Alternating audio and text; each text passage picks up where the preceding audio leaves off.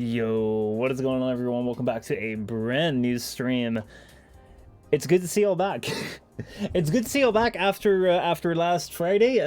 Today it's Tuesday. We missed one stream on Monday, but we'll talk about that in just a second. Also, if you thought that start was a bit weird, that was because I basically had my microphones turned off. And I was like, wait, hold on, hold on. Why am I not speaking? Why am I not hearing myself? Anyway, today I want to talk about free-to-play games, which kind of has like a little bit of relevance as to like why I didn't stream yesterday, and also like what I'm gonna do going forward with games, because honestly I am not quite sure. But more of that to come later right now. Actually, later right now. That's a great way of speaking about that. Anyway, hope you guys are doing great. Hope you guys have had a great weekend. Last Friday we obviously had like the talk about the channel update as to like what we're gonna be doing, and yeah, one of the things which I said is like I want to structure my streams a little bit more. I want to make sure that I bring more to the table rather than just turn on the camera and just like start rambling. I kind of want to have like an idea as to, like what I'm going to be talking about. I kind of want to have an idea as to, like what we're going to be doing. I also want to prepare something a little bit, which is what I've done today. I didn't know much for yesterday, which is why we didn't have a stream yesterday. But today I kind of want to talk about free-to-play games and why I think that they may be worse than I initially thought. Which I'm gonna like try and argue a little bit my point of view, and I'm really curious to like what you guys think, because honestly I think that this is something which I don't really know what to do with very much, because obviously like if you've followed me around quite a bit, like you know that my entire like YouTube stuff has been around free-to-play games. I've had like a really great like start into gaming when it comes to like free-to-play games. Think of like I've had good times with Warframe. I spent like thousands of hours on that game. It really got me into like the quote-unquote gaming community and got me into like making videos about it. Similar with Apex is like it's about like a year ago that I started playing Apex, and while I've definitely had my fair share of issues with that game, I can't deny that like I've had like hours and hours of enjoyment. And I've had some like really good like moments both on stream and just like with friends in general, just like playing that game. That I'm no stranger to my fair share of free-to-play games. They kind of like play a large part in my life, even though like I'm also playing a bunch of pay-to-play games. Such that like I've never really like doubted a lot about like what they're doing, and I'm kind of like wondering like what does this mean and how do we go forward. So, what I want to talk about today is like the title is like let's talk about why free-to-play games are worse than you think or so. I think I titled it something like that. And basically like let me see how do I want to structure this. I think that like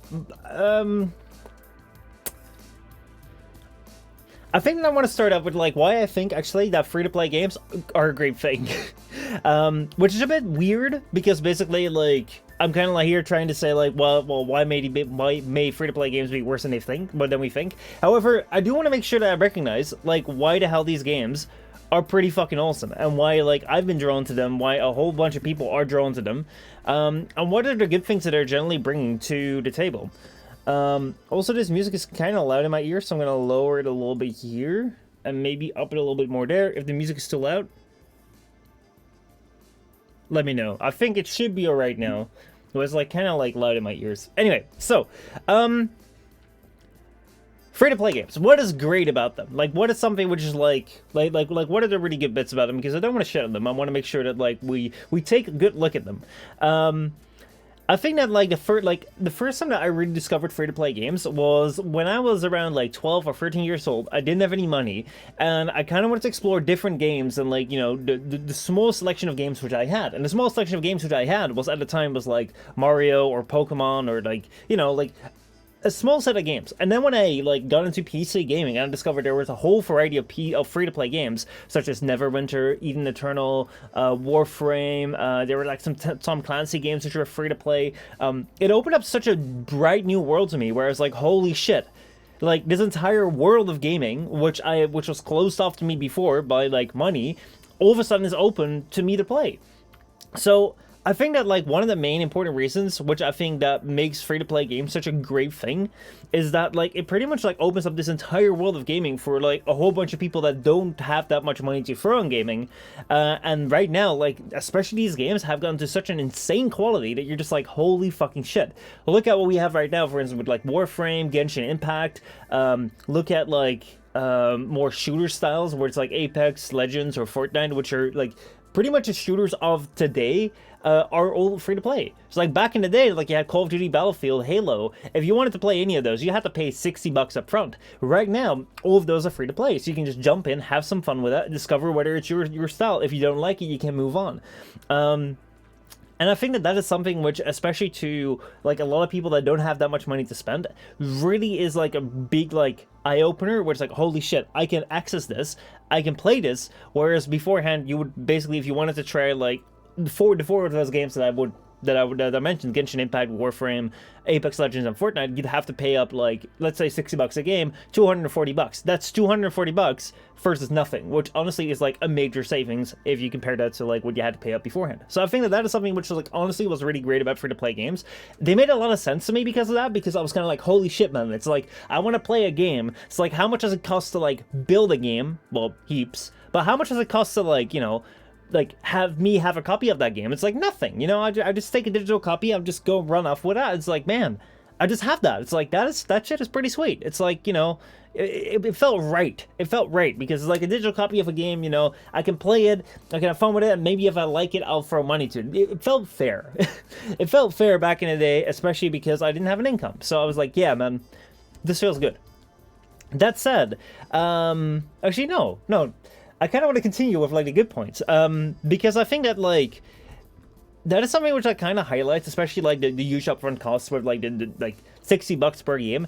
Is kind of like something that gate-kept a lot of games. As I said, like a lot of people would either be back in the day in the Battlefield camp, the Call of Duty camp, or the Halo camp. No one would really be like playing all three of the games, because like that would be $180 you'd be spending on 3 games.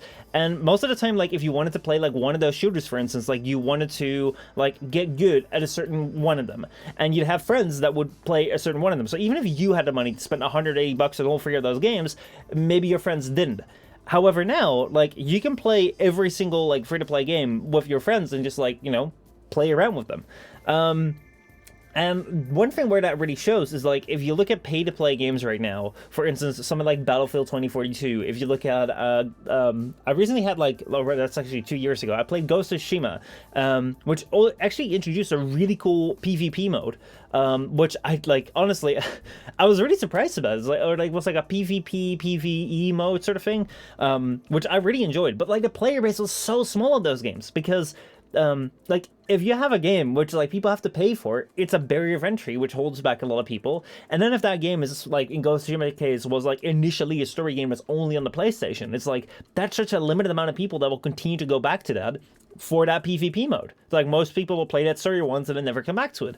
Similarly with something like Battlefield 2042, like the population of that game, it's like I'm not going to spend $60 or $70 on a game when I hear that the reviews are bad, only to see whether maybe I'll like it and maybe, you know, some of my friends will play that with me. It makes not a lot of sense for people to like jump into a game if like it costs money. So like having this free to play, like removing the barrier of entry, like actually like opened up a lot of games to be a lot more accessible and a lot more open, which actually like also brings into the point like that it's like, not only do free-to-play games like open up more like open up the gates for more people, you're also gonna have that like they're kind of prolonged in the lifespan. So for instance, like if I look back at like what do I think are like my favorite shooters of back in the day, it's like Modern Warfare 2, Black Ops 2. Right now, their player bases are dead. Why are they dead? It's because like, are they really bad games? No, they're not really necessarily bad games. Why are they dead then? And it's like, well, that's pretty much because, or like, are they like less accessible? It's like, not really. Mostly it's because a new version has come out.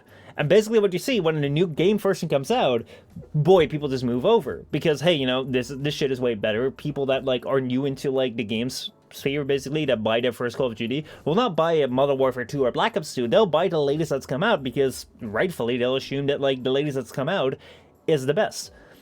So what you'll see is like with these new iterations of games, it's like if you only have like one game that you pay for, it's most of the time a very static thing. Like there is no interest for like the developer to continue to like work onto that game. It's like a static thing, and then you buy the next, and you buy the next, you buy the next.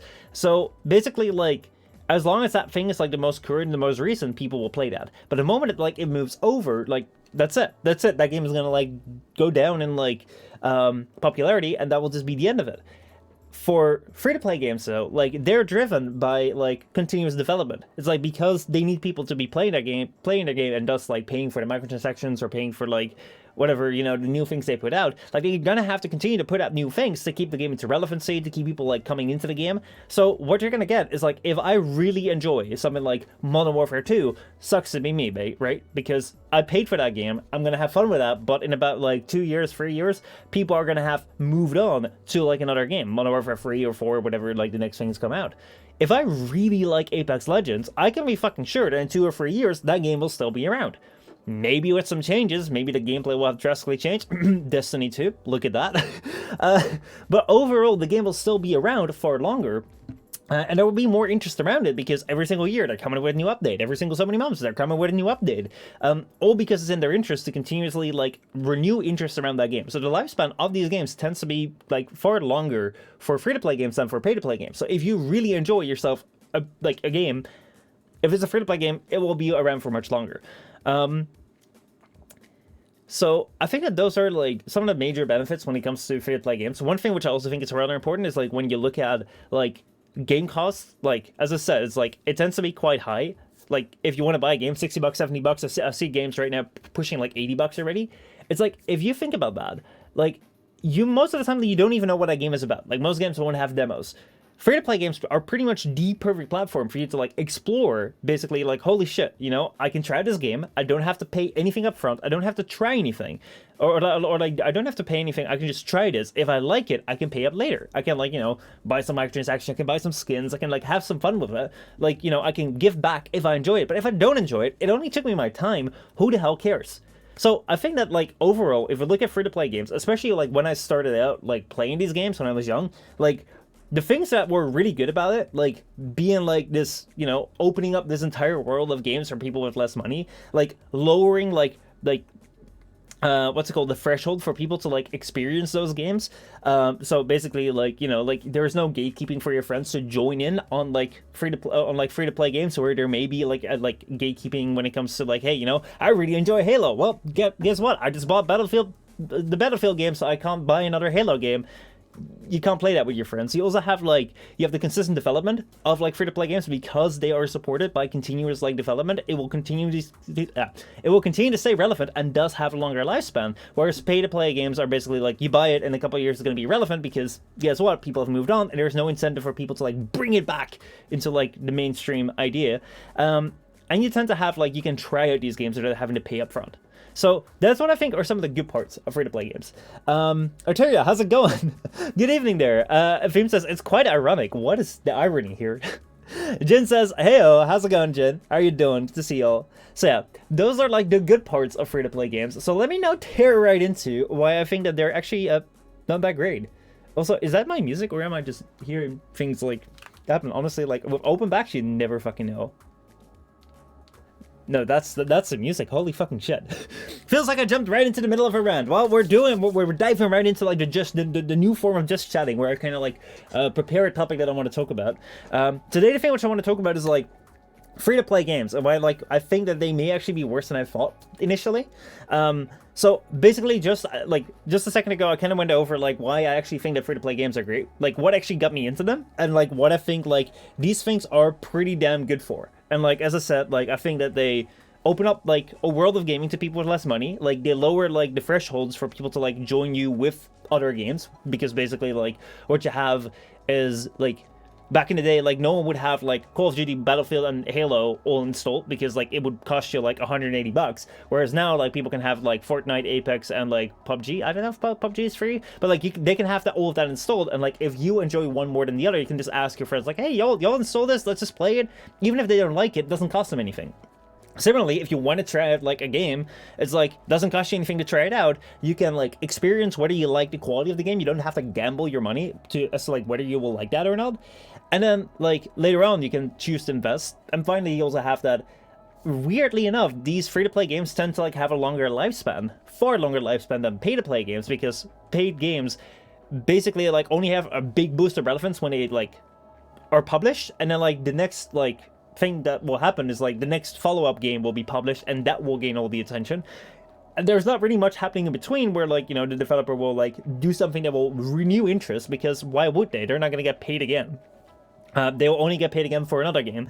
Thus, if you really enjoyed, like, a Call of Duty game, guess what? In 2 years' time, people are going to be playing the newest one, not the one you really enjoyed. But if you really enjoyed, like, a free-to-play PvP shooter, it's still going to be around. And there's still going to be updates, like, pushed to it. So yeah, PUBG is free, but has a season pass. Okay, so, cool. That still works. Jen says, not much, had my Instagram hacked. Holy fucking shit, dude! What? Like... I hope they didn't do too bad shit with your Instagram, and I hope it was easy to get back. You pay for a temporary game, but can get a conceptually internal game for free. But good question, why should that be ironic? Well, the thing which I think, like, the thing where I also think there's irony is that, like, you pay for this temporary game of, like, what's it called? This temporary game of relevance, but an eternal game of ownage. Like, basically, and, like, you have a free temporary game of ownage, and then it's like a free eternal game of relevance. So basically, like, Destiny is a great example for this. So Destiny, like, if you see how many like DLCs they've had, they just made a new one, which I'll play at some point. Actually, I could play that soon. But like, one of the things that you see when it comes to Destiny is, like, they updated a lot of, like, there's like a lot of stories updates there. However, they've also decided to, like, start deleting them, so you can never play Forsaken again. You can never play these stories again. They're just gone. If you really enjoyed them, sucks to be you. That said, like, if you look at, like, Bungie's previous, like, franchise, Halo, you can still play Halo 1, Halo 2, Halo 3, Halo 4, Halo 5, Halo Infinite. And even though, like Halo 1 may be your favorite, but hey, you know, there's no relevance to Halo 1 anymore. People are not playing Halo 1 as much as they're playing Halo Infinite, because Halo Infinite is the newest. You can still, if you have the physical copy of that game, always play that game, because you have that game. Whereas you cannot play, like, the first thing of Destiny 2, because it's gone now. You cannot do that anymore. So, like, there's also, like, a weird thing where, like, they have this temporary and eternalness also, like, swapped around, which is kind of interesting. So yeah, Jin says they didn't do anything else to it. Most likely it was nothing but a festival for that dumbass game. Damn. So I still don't have it back yet. Shit. Well, I hope that, like, you can, like, work towards it. So, like you're already working with support. I don't know what support is like. If it feels like Facebook and, like, Instagram don't really have, like, people you can speak to, which is kind of weird. Paying for a moment in age for experience and loss. Yeah. So yeah. Now that we've gone over, like, why I think that, like, what I think are, like, the good things of like, free-to-play games, it's like, why the hell I'm, like, doing this stream now where I'm talking about like, why I think free-to-play games may not be all that awesome. Well, that kind of comes down to, like, one thing which I recently ran into, which relates to, like, basically EA. I've been playing a lot of their game, Apex Legends, like, over the last year, and one of the things which I kind of ran into was this thing called engagement optimized matchmaking, and I was like, what the hell is engagement optimized matchmaking? I didn't know. I knew that they had, like, this thing with, like, matchmaking where, like, I've oftentimes, like, experienced where, like, holy shit, like, this feels off. It feels like if I'm doing bad, right, after a certain point in time, I'm gonna start doing better in my games, and then, like, all of a sudden, if I start doing good, I start doing worse in my games. And I don't feel like I am the changing variable. I feel like the matchmaking may be the changing variable. And a lot of people have, like, come forward to, like, say that shit. But, like, I never really knew what the hell was going on. Like I kind of called it, like, skill-based matchmaking has been thrown around. However, one thing that I got my attention to is this paper right here. Let me see if it shows up right here. EOMM, an engagement optimized matchmaking framework. This right here is research, like, sponsored by EA to go into, like, engage it, like discovering new ways of doing matchmaking. And this is something which, like, also has been researched by Activision. They've actually have, like, all sorts of patents on this shit. But basically, like, if, like, I don't want to go for the entire paper, but one of the things which, like, really stood out to me is, like, if you go here to the abstract and you go here, it says in this paper, let's see, oh no, here. Matchmaking connects multiple players to participate in online player versus player games. Current matchmaking systems depend on a single core strategy: create fair games at all times, right? So, like, if you've ever done any game, if you've ever done any sports, like, creating fair games makes, like seems to be, like, the basic rule that every game follows, right? Like, you want to have like a fair like soccer match. You want to have a fair Monopoly match. You want to have fair Olympics. Everything's got to be fair. Like there's so many checks in place that every single game, every single sports that being played is fair. Like that seems to be like the main focus that you'd want to have your game centered around. However, look at this. We will demonstrate, however, that this intuitive assumption sometimes fails and that matchmaking based on fairness is not optimal for engagement. In this paper, we propose engagement-optimized matchmaking framework that maximizes overall player engagement. We prove that equal skill-based matchmaking is a special case of EOM on highly simplified assumption that rarely holds in reality. Basically, like what they're showing here is that by adjusting like the difficulty of the game without the players knowing that they're adjusting the difficulty, like, okay, so, hold on, but, like, what they're going over here is, like, engagement optimized matchmaking, which is, like, an algorithm-based matchmaking that focuses on, like, likely player frustration or dissatisfaction or boredom with the game, and if it noted, like, if there are signs of frustration, dissatisfaction, or boredom, it will make games easier, will make it easier so that you have, like, a positive experience of the game, and if you're doing too good, it will increase the difficulty to make it more challenging, and thus, doing those two things increases engagement. Basically, they're screwing with your difficulty based on your mood, based on your experience of the game, because that engages you more. And they're doing that over a fair game. Like, instead of, like, having a fair game, let's not have a fair game. Let's have something that, like actually optimizes player engagement. And for that, fuck fair play. I'm like, holy shit, you know, like, this is something which I've, like, always kind of suspected, but seeing this here in a paper, where people actually, like, research this and, like, try to, like, their aim is to, like, do this, like, I was kind of, like, blown away. It's like, holy shit, you know, I'm gonna have to, I'm gonna have to think about what the hell does this mean? Like, what? Like, to me, like, on the one hand, it seemed to make a lot of sense. Where, like, holy shit, you know, like, we always talk about, like, with online media about engagement. It's like YouTube talks about engagement, Twitch talks about engagement. So, like, why do online games talk about engagement? Like, why would that be weird? But I was thinking, like, hold on, like, let's say that, you know, we were applying this engagement over fairness tactic to other games. So let's imagine you have a soccer game, right?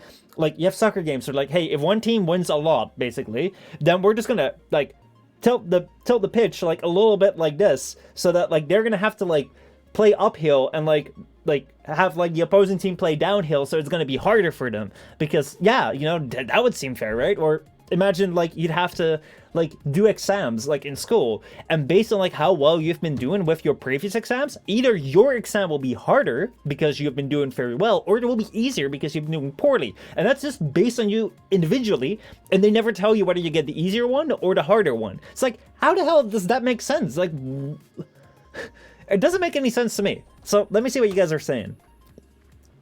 Let's see here. Let's see. Jin says, "Yeah, I already told people I know to report. I know to report and block it." Okay, cool. I hope you get it back as soon as possible, and like this thing will be over soon. Arturia says, "I'm a bit of both camps. Let's use Destiny 2. When they started going free to play, you still had access to all the stuff of the vanilla campaign, and I think the expansions up to Forsaken, yes. Granted, they didn't like the switch, but they still like the fact that I could play with more people. Then they started to delete stuff, and I don't know, and I didn't like how they did the free to play anymore." So, like, I'm kind of wondering, like, what the free-to-play in Destiny still is. Because to me, like, I felt that their initial approach was to, like, open up, like you're gonna have... Up to Forsaken was free. Forsaken, I think, wasn't free. And yet Forsaken, you had Beyond Light. Those were the paid expansions. And you had 3 before those, like the base game and then the following 2. And I was like, okay, so, like, let's say that they're gonna add, like, a new game mode, basically. Like, or, like, a new DLC. They're gonna add, oh, God, Beyond Light. And then now we have... The new one.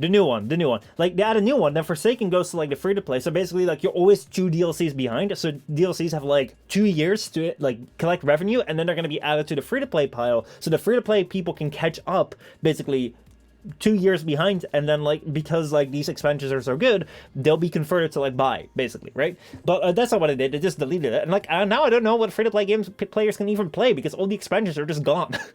But anyway, like, I haven't played it in a while. Anyway, let's see. Theme says, are we specifically referring to PvP, RPG, or free-to-play games? Just free-to-play games, like a whole category. Right now, I'm focusing on PvP a little bit, but like just free-to-play games in general. So also including Genshin or Warframe, like that. Also, could it be possible for Shakespeare in video games, meaning a video game that lasts longer beyond its time, though one does have the Socrates of it, like Sankey, tic-tac-toes, chess? I don't know. I don't know whether like it could like a video game could extend beyond its time, because like we haven't really seen a long enough time frame yet, I believe. Because like if you look at like video games depend on the hardware, if we can continuously keep like video games like be playable with the newest current hardware, then it could exceed centuries on. If we can't, and the hardware goes lost, and we cannot play them anymore, then basically, yeah, they'll only live as long as the hardware lives, and it wouldn't really live beyond its time. So, Arteria says, while I don't like League of Legends, I think they have one of the better free-to-play games out there, which can be pretty good if you don't get matched with randoms or toxic randoms. So the engagement thing is like how they use the live system in Destiny 2. Oh yeah, so Destiny 2 have what like, Destiny 2, yeah, I've read about this. So Destiny 2 would have this same sort of thing, where if you were gaining XP at a certain rate, they would throttle your XP that you would be getting, so like you wouldn't be getting XP fast enough. So if you were really good at XP farming, your XP would just decrease and they wouldn't let you know. Which is basically just like, if you're doing very well, like let us like throttle you, so like it's so weird. So yeah, EA definitely trying to keep people playing Apex, even though those that play it nonetheless. Then again, I suppose video games are meant to be fun. But then I might not fair that I can break the NPC into submissions, though that isn't fun. But is that that is an NPC. It's job to break. It's job to break. The job of an NPC is to break. Newest is Witch Queen. Okay, I know now. I was like, shit. Yeah, it was something with Witch. I was like, Witch Queen, was that not like a WoW thing? But yeah, like, no, see. I think that the engagement thing is more so that you'll have the difficulty scale to your level. If we go over all the free-to-play games, no matter the genre, Honkai has my vote for one that has, that is at least one of the better ones nowadays. So, I'm not really gonna be arguing whether, like, some ones are better than other ones. I just, like, today I kind of want to, like, focus on the general concept. Because, like, I think that there is definitely different ways of doing PvP games or free-to-play games. Like, I remember very early on, like, there would be games where you basically would only be able to do a player trial version, and then you have, like, a paywall and you couldn't move past. Then, like, there would be games where you'd be able to do certain things, but, like, there was a lot of things, like, kept behind, like, a lot of mechanics kept behind paywalls. And then like there are games like Warframe where basically some functional items are behind paywalls, but most of it is just like you can work towards it with like grinding. So basically like slots, like Warframe slots or weapon slots are locked behind a paywall. And they're pretty essential, but generally because the cost is quite low, you can get them via like the battle pass that they have right now, and you can like quite easily get platinum. Like that isn't that much of a problem. And then you have games which are like pretty much entirely free in like their functionality, but only their skins or their cosmetics are paid to play, or like are paid. So like there's different ways in which like free to play or pay to play is done. Oh no, how free to play is done, and like where the paywalls are. So I don't really want to go into like the distinction between that. I just want to look at free to play like as a whole, because like looking at like this engagement optimized thing, I was kind of like, holy shit, you know, it kind of blew me away, because to me, like, I really care about fairness, right? I was like, holy shit, you know, how can a competitive game sacrifice like what I would call the core fundamental of a game, fairness, over engagement? Like what? So let us take a look at like why free-to-play games might actually do this. Why free-to-play games might actually sacrifice something very important to them, or very crucial to a game for like engagement or monetary or like monetary gain basically. So I think that one of the most important things that I want to look at is basically money. And why would we want to look at money with free-to-play games? Aren't they got them free? Aren't they free? It's like, isn't the entire point? It's like, well, they're not free to make. That's the point. It's like games at the end of the day are businesses that need to make money, that need to pay their publishers, that need to pay their developers, and you know, like they have to keep the games running. Because one thing which like is rather important is like I know this is like very standard stuff, but I actually think that it's like important to like realize is that free-to-play games are games as a service. Free-to-play games need to have always online servers. They need to be constantly in development, because like that's how they get paid. So basically, you need to continuously like put money in to get money out. It's like if I make a game right now, like let's say I make like Horizon Forbidden West, right? if I finish that game and print it on discs, I can have 100 discs basically, and I can sell them to people. I can make money, and I don't have to do jack shit anymore. Generally, right? Nowadays, you still have like games have updates and shit, but generally, I just sell those games. I don't have to do jack shit. Doesn't matter how many hours these people play these games. I got my money. And like, I don't need to pay any more money for my game to be played by these people because they just put a disc in a thing and they play it. That's it. However, if you run a free-to-play game, you need to always have your servers up to make sure that people are playing it on your server so you can like throw them with like the monetization things. And you need to continuously put in development time to bring in new things to like renew interest so that people will come back and pay more money again so they don't run out of content to play. So money is a very important thing, not just because, you know, it's a free-to-play game. However, you know, like, it's like the game constantly costs money. So like, if you are a business and you want to make profit, like, not only like do you want to make money in general, you also need to make sure that you cover your costs for the game. So then the question is like, okay, so if money is really important in this game, like in this industry, what the hell is important? Like, oh no, what the hell is actually making this game money? Like, where do these games get money from? So let's see. Let me catch up with chat right here. Let's see. Fame says, well, if you know how to trade and don't mind communicating transactions within a game space and strangers, it's quite easy. Platinum is quite easy to game. True that, but you'll always miss out on some what is it, Prime accessories and shit. Like there are gonna be some things like Tenocon apparel and shit. Like there's still gonna be some exclusives. Overall, you know, Warframe I think is one of the more fair games. So Federer says, are you diamond ranked IRL? Is live a competitive game? I don't know whether live is a competitive game. I mean, like, it's not really engaging all that much. Ugh. Easy to get if you keep up with the market of Fame. Maybe in your region, first week of Harrow Prime, I couldn't even sell a Harrow Prime part or one of the weapons from its release. What? You couldn't sell it? Damn, Mudkip, how's it going? A rare troll with his random letters? No, Mudkip is Mudkip's good. Mudkip's alright. He's just come back from his beautiful trip to Rome, where he's taking some great pictures. How's it going, man? How are you doing? Today we're talking about like free-to-play games and why I think that like there is some like, that's a helicopter right there. Why I think like they may actually like be a little bit worse than I initially thought. So the thing to catch you a little bit up, like if you just joined, we kind of went over like some of the good parts of free-to-play games. Why I think like, you know, like they open up they open up games so like a lot more people because they're free, so like people don't have to pay up. You can play more against your friends because you can have like everyone can have like all the shooters installed like Apex and Fortnite and PUBG, rather than, you know, people having to choose between like Halo, Call of Duty, and Battlefield. Back in the day, like no one had all three of them, so you have more friends to play with. They allow you to like explore your game before you have to like pay up. Which tends to be like, seems to be more fair, and basically they prolong the lifespan of the game because the game developer constantly updates it, whereas like a new game, like if you buy a game, like the next time there's new hype around that game series, like when the new iteration is made and that game kind of like dies out into obscurity.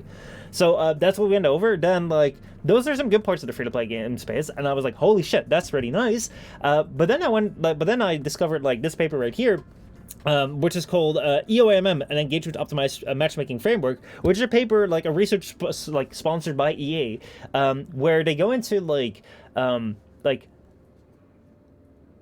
basically like they compare a fair matchmaking system, like a fair game, to a matchmaking system which changes the difficulty of the game based on like the feelings of the player. So if the player is frustrated, bored, or like dissatisfied with the game, they're gonna make it easier. But when the player is doing good, they're gonna make it harder, and they're not letting the player know because like this shows like this actually makes them like more engaged. Whereas like we're sacrificing the core fundamental of a competitive game, fairness, for engagement. I was like, holy shit, why the fuck would I do that? I kind of opened my eyes. Like we've seen that with Destiny throttling XP gains. We've also seen that with like Call of Duty World War II, where they actually implemented like a matchmaking, which would matchmake like new players with like high tier players. So like these new players would see the high tier players absolutely slay them, and then like they would be shown like what kind of weapons or what kind of like cosmetics they had, so like they would be more enticed to like actually buy it.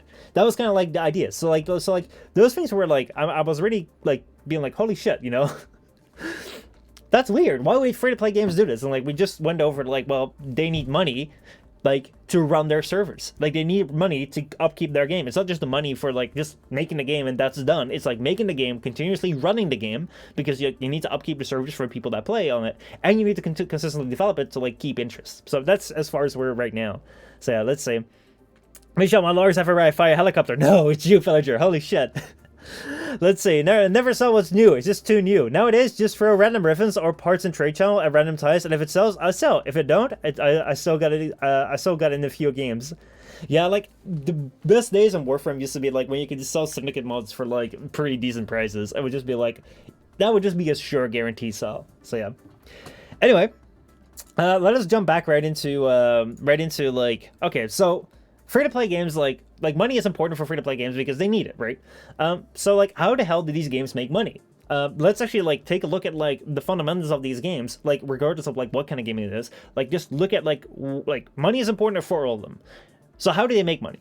So then like if we look at it, basically like if we look at like what these games are striving for, because like that's what we see is like, okay, so like games are striving for something which should be like, which essentially is making money. So like there are methods that are trying to like claim that they think are important will probably like work towards making money. So like a lot of people would say, well, people that are playing seems to be the answers, because like all of these games are like pushing like, everyone go play this game, try it out, you know, they want more people to play the game. So like it seems like the more people that play the game, the more money the game makes, right? You know, so like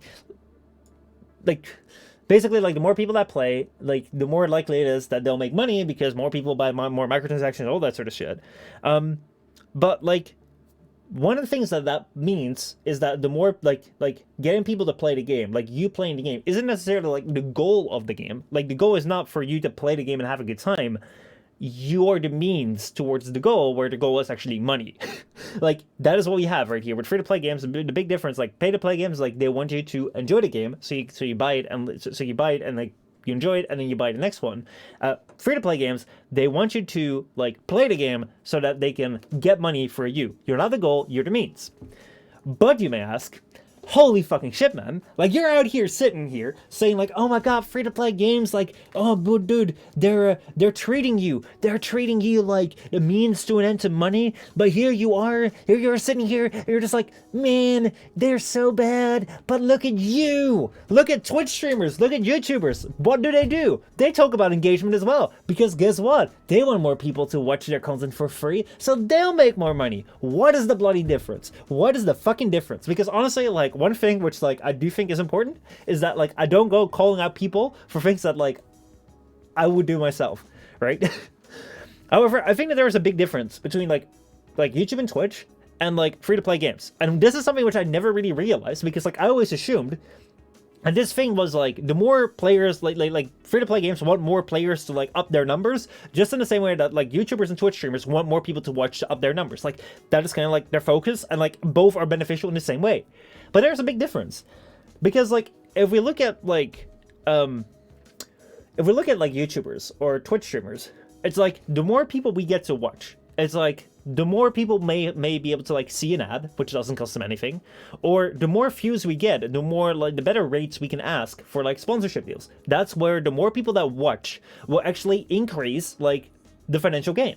It's like, you don't need to do shit but just watch. If you just watch, that's good enough. Like, so if you like, even though like there may be a very small percentage of people that will actually like financially support the game, or no the game, financially support like the stream or the videos, or a very small amount of people that will actually like, you know, buy the merch, or a very small amount of people that will actually like click the sponsor links or whatever. It's like the majority still basically like is of like interest to us, because like if you watch a video, if you watch a stream, it will still like increase ad revenue, it will still like make for like a better like position in like bargaining for sponsorship deals, which also make money. So entertaining the people that watch is the goal, because like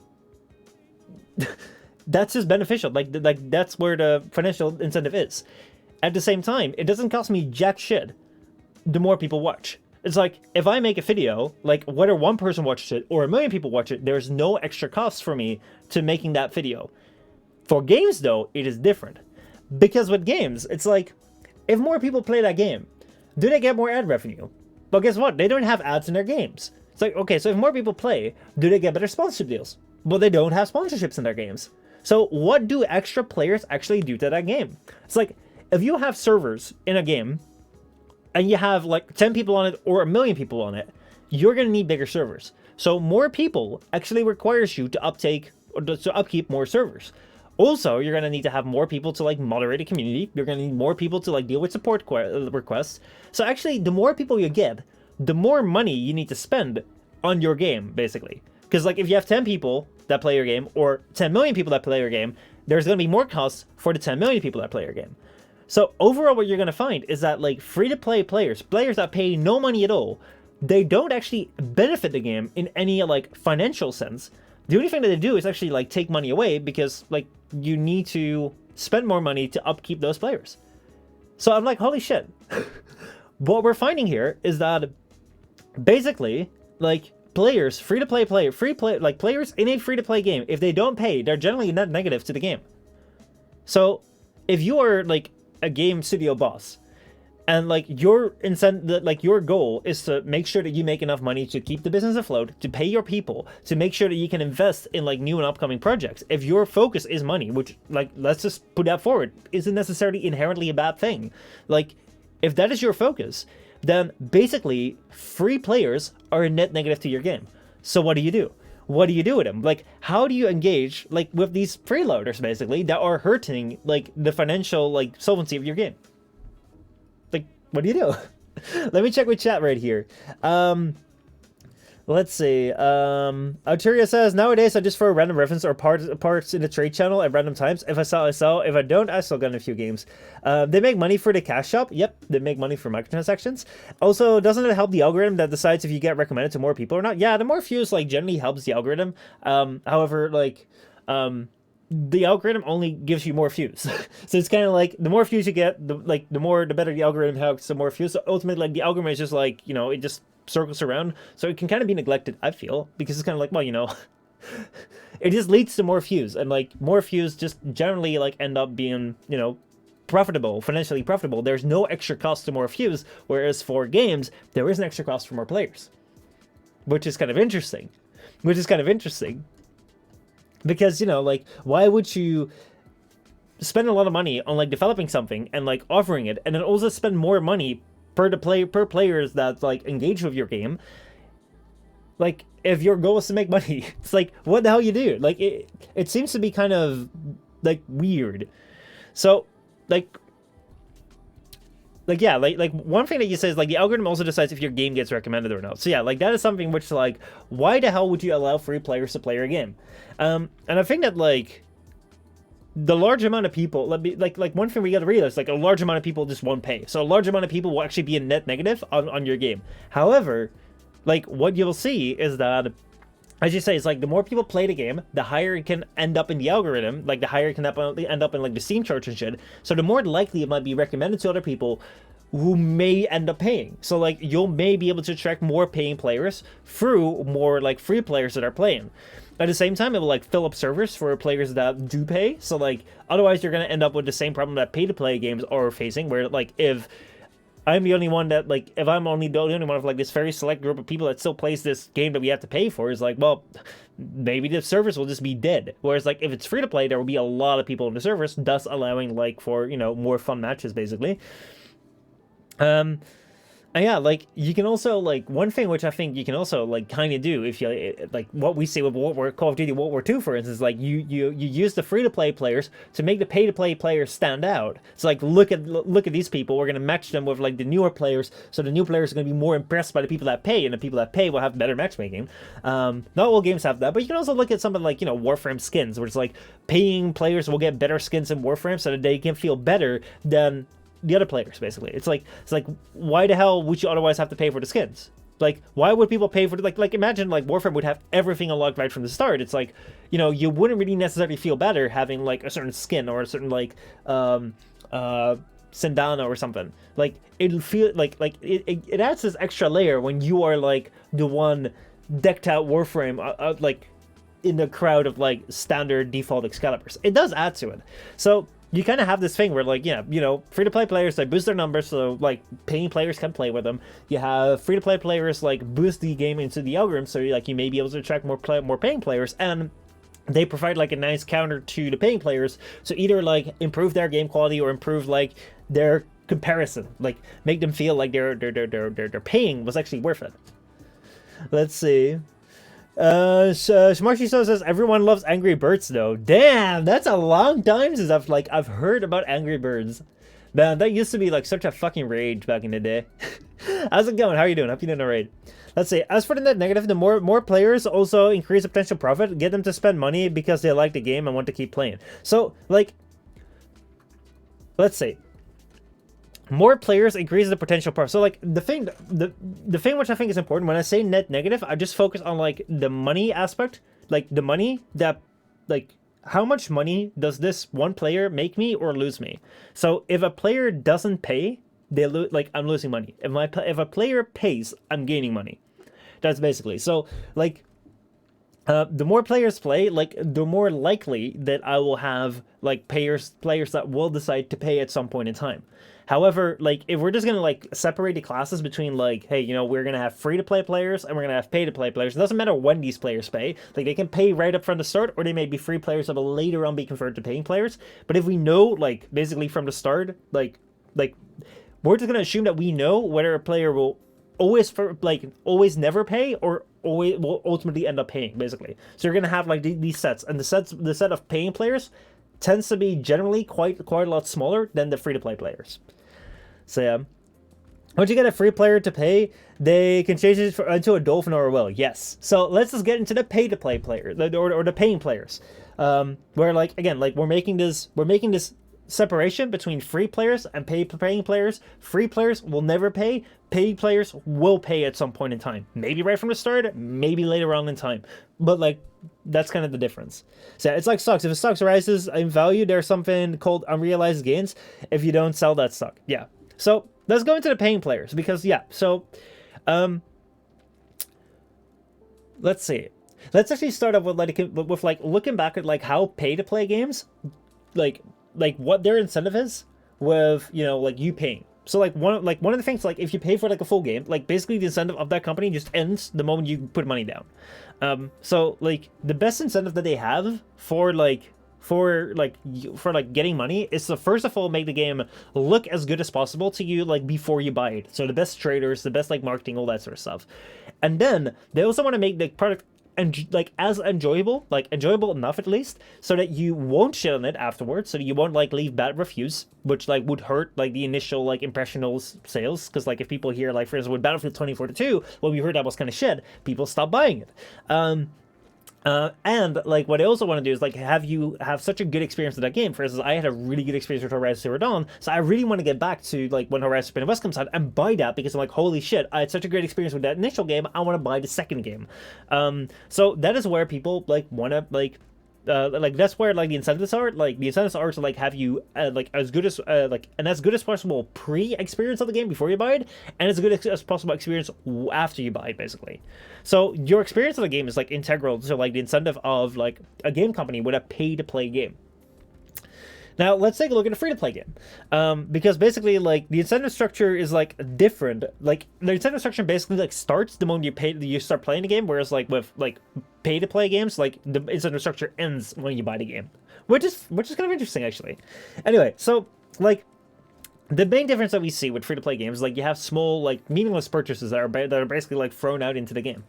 And like my question is kind of like, why are these purchases meaningless? Because you look at like skins, they're just like a couple bucks. If you look at like build like speed up crafting, basically it's just a couple of bucks. And like a lot of these things like skins and crafting things, like if you buy that, it's not like you like something you have forever and that's it. It's like technically you do, but it's like new skins will be released. Like there will be new things to craft. So like these things that you like pay for are only like very useful to you in the moment, but tomorrow there will be a new skin. Tomorrow there will be something else to build. So if you get used to like buying, like getting the latest skins or like getting like, you know, crafting things very fast, like this, like it kind of needs to become a habit to you where it's like, holy shit, you know, I'm so used to like skipping this. Like the purchase can't be for like the entirety of the game, like very impactful. Like back in the day when like you bought, for instance, like DLC maps, like there were only like 30 DLC maps to like a Call of Duty game. So like you'd buy them, you'd have them forever. That changed your entire game. You can't buy a skin where it's like now all of a sudden for this one character you're gonna have all the skins forever and ever. Like every single one that comes out, you're gonna have that. It's because like that kind of breaks your like, you know, breaks the thing that they want you to have. So like they want you to have like, hey, you know, buy that skin. Next thing that comes out, go buy it. It's like the purchases are like less meaningful than well, general games, but generally they're also what's it called, like less expensive, so that like it's more of a habit that can be repeated. Like the repeated purchases are very important for free-to-play games. And that's where like Arteria, what you bring up is like when it comes to like whales, dolphins, or whales, like whales are a very important like terminology within this game space. Like they really want you to they're striving for players that get so habitually like accustomed to buying these microtransactions that like they just end up spending a lot of money. For instance, case in point, a couple years back, there was a player that spent over $200,000 on like a mobile game, and like the only reason we know about this was because on a game developers conference, this was being applauded. It's like, holy shit, look at what we did. We just got someone to spend $200,000 on our mobile game, and I'm like, holy fucking shit, dude. I've not seen $200,000 in my lifetime. So like, I hope that person was well off, because otherwise, I would not be applauding that. But hey, you know, that's why they applaud, because hey, you just made $200,000 from one player from your game. That's a fucking good deal. However, like, if I look at that, I'm like, that's kind of weird, right? Because it's kind of like, I don't know, like that shit kind of sits weird with me. Let me catch up with chat. What mobile game was that then? Oh god, let me see.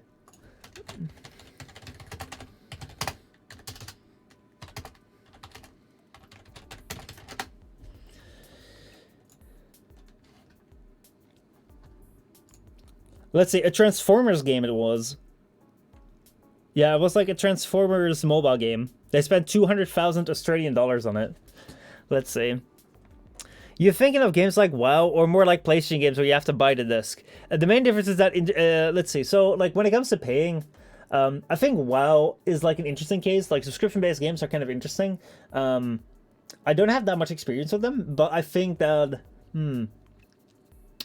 that's an interesting one. Like, I would say like right now let's limit ourselves to disc, because like I don't have much experience with subscription-based games, so they might be like they might be a category that falls in between. But I would think that like I don't know if they have microtransactions. If they don't, then it's kind of like pay to play. But then like instead of like having a series, they would just continue to exist basically, and that would be like they would not have like they would continue to have relevance. Actually, like that's a really interesting case. I should look into this. I just don't have experience with that. Let's see. Shmoshiso says, it's not that free-to-play games aren't that good, it's that they can only be that good for a free-to-play game to cause the way the business structure, because that's the way the business structure works. So, I don't think that, like, the quality of these games tends to be bad, in the sense of, like, if you look at Genshin Impact, if you look at Warframe, if you look at Apex Legends, like, a lot of these games generally give you a good game. It's that, like, I think they may be worse in different ways, and like, in a like a way which I hadn't really seen before. So like for me, like the big fundamental thing was that I was like, holy shit, this like the competitive Apex Legends game basically uses a matchmaking system which sacrifices fair gameplay for engagement. So like, what kind of game or sport or like any endeavor could you imagine that like you would be okay with? Like, would you be okay playing like in a soccer tournament where they'd say, yeah, we're gonna like change the elevation of the pitch depending on like how good you play. So if you're playing better, we're just gonna like, you know, like have you play at like, you know, like uphill and like your opponents play downhill. If you're taking an exam, that's cool. It's like, oh well, if you've done well in your last exams, you're gonna get a harder test than the person that's been doing bad, and it's just gonna be based on like how good or bad you do. Like, it feels weird. It feels really weird because it feels like it goes against fundamental things. So I kind of wanted to explore that. Transformers, they must have been addicted to Transformers fan. Probably, yeah. Are you talking at 1.5 times speed IRL? Probably because I watch a lot of 2 times speed like content, because I don't know, time is important to me. And yeah, I don't know. Like, if it bothers, I can try and talk slower. But I tend to speak fast. A lot of people notice that. Some subscription-based models also have a cash shop, which but most don't from what I know. Destiny, for example, you had a buy to play and cash shop system, while Final Fantasy ARR only has a cash shop for things that cannot be earned anymore. Afim says, yes, in Warframe, a new or Prime Warframe, or in Genshin, a new character does somewhat change the way you play the game, but it's not necessary to play the game. Yeah, so like the things that you buy are like they're not like really impactful. Like their impact is less than like buying an entirely new DLC for like a story game or something. So, are you sure the story is free and the characters are costly? Yep. So, let's see, where do we leave off? So yeah, like I talked about whales. Like whales are something that people that these games are aiming for. And I think like their main strategy with this, like the main strategy with like getting people to pay, like with the way that the microtransactions are set up, you see that very clearly in mobile games, but also, you know, in like more free to play games which aren't as like obnoxious about it as like mobile games. Mobile games essentially just like they have no shame. But like their focus is to kind of make spending money as appealing as possible and like as low effort as possible. Make it a habit. So like no, don't not make you think like, oh my god, I'm spending money, can I afford this? But just make it be like, yeah, you know, I always rush my builds. I always buy the skins. So like you see that with like a small like $1 to $5 purchase every single time, which kind of adds up at the end of the day. Or what I know from my experience very well is that I used to spend $150 on Prime Access in Warframe, and I would argue that it was a good deal because the $150 was worth the like premium currency that you would get with it, and then you just get like the Prime Access, like the skins, like the new things, you get them for free. And like, holy shit, like back then, it seemed like a good deal. But if you think about it, it's like, holy fucking shit, man. That is the price of 2 or 3 AAA games. So yeah. Let's see, here's a free book. Oh, but sadly the cover only costs $99, so you have to pay. I'll just keep the cover then. Yeah, so like, I kind of want to like explore that at the end. Like, what do we do with this? But yeah. So the thing which I feel is for paying players, even though like the game is focused on having people pay, it's not really like paying for that game actually gives you something meaningful. It's more like, hey, you know, good, you're paying, now pay more. And this is where I think like it's actually worse. Like free-to-play games are in some way like worse than I imagined, because like I thought that there were these really great things that would open up the world of gaming to people that didn't have money, that would actually allow for this fair system where like, hey, if you like, you could explore this game, and if you liked it, you could pay money. Be a lot more fair than, you know, buying the game up front and learning that's like badly made and like you just spend your money already, you can't get a refund. It would actually allow you to play with more friends. Like, holy shit, this thing is amazing. However, the thing which I see is like there are two major points which like I'm noticing with free-to-play games now. It's like, one is like the thing which like really stands against me is like that you see like basic principles of the game are kind of like sacrificed for quote-unquote engagement. So like, as I said with like Apex Legends, like a competitive games, like they're sacrificing fairness to boost engagement. It's like, in what world is that like fair? But also if you look at something like story games, for instance, if you look at something like Warframe, where this is very clear, it's like I remember when I was like really surprised to find that Mass Effect Andromeda, which was my very first story game that I played after like playing a lot of Warframe, I was really surprised, like, why is this not like a continuous like free to play servers? Because then they can expand the story and they can go into like more of the universe, all that sort of stuff. But what I discovered lately is that like actually the Warframe story isn't all that good. I thought that the Warframe story would be fantastic, really great. And they had it all figured out, but not actually really, because like these games, especially something like Warframe, like the story, like as you say, will be good of him. However, the thing is like it's not necessarily great, because all these stories are written in a way that either they take a lot of time to like craft things, such that, you know, you may be incentivized to speed up your build process, or they'll always be written with like open cliffhangers, because they want the story to continue. The story cannot end. And you see that with Warframe. You see that with like the new war that just came out. Even though it was a great quest, like the way that the story connects to the other like instances is like kind of like, huh? Where the hell y'all going? Where the hell y'all get this from? Makes no sense. And it's like, it's just because like they didn't know at the start of the game that this is where they were going to go. And a lot of times, like what you see with like story games that are just pay to play is like they're carefully crafted to be a really good experience. Here, free to play story games are sacrificing your experience off the story. They're sacrificing the story to make you more engaged with it and keep you playing around longer. So basically, like one of the main things which I'm like discovering right now, which I don't like about free to play games, where I'm like, holy shit, like they're actually sacrificing very core elements of the game to make it more engaging or make it more, you know, rewarding for them in terms of financial gain. And then the second thing is like the players are not at all the end goal. They're just the means to an end. They're just the means to making money. Obviously we went over free-to-play players, where, you know, like free-to-play players are like a financial negative on the game, because the more play, the more that, like, you know, take up resources from the game, they're not gonna pay that money back. Like there's no financial incentive to have these free players play the game, other than that they may turn into paying players, or they may like the paying players have a better experience of the game or be attracted to the game because so many people play it. But then if you're a paying player, like, you're not like being the end goal either, because like basically, like, if you pay once, like, that's not good enough. You need to pay consistently. So like, you're gonna be like very much encouraged and manipulated to continue to pay on. Like, just keep on playing, keep on paying, keep on paying. And like, what I find is like a lot of this shit like kind of leads to like psychologically like dangerous like selling tactics. I'm like, dude, I just want to play. I come from an era where I bought my games, then I discovered free to play games. Like, holy shit, this is the same thing. But the thing which I'm finding more and more is that these games, like, I want to play games to relax. I want to play games to chill. If I want to chill with my games to like play a story or play like whatever, I want it to be a space where I don't have to worry about myself. But these are the spaces where they're out like the games actually become predatory. Like, they're aiming at the players to like extract their money at points in time when they're actually like supposed to like not have to worry about people like going for their money, sort of thing. So like, it's weird because like, you know, I think that overall like the free-to-play games, like, they often like push this narrative like, oh, we're here to we're very open to our players, and like we respect our player base, we respect the people that support our game.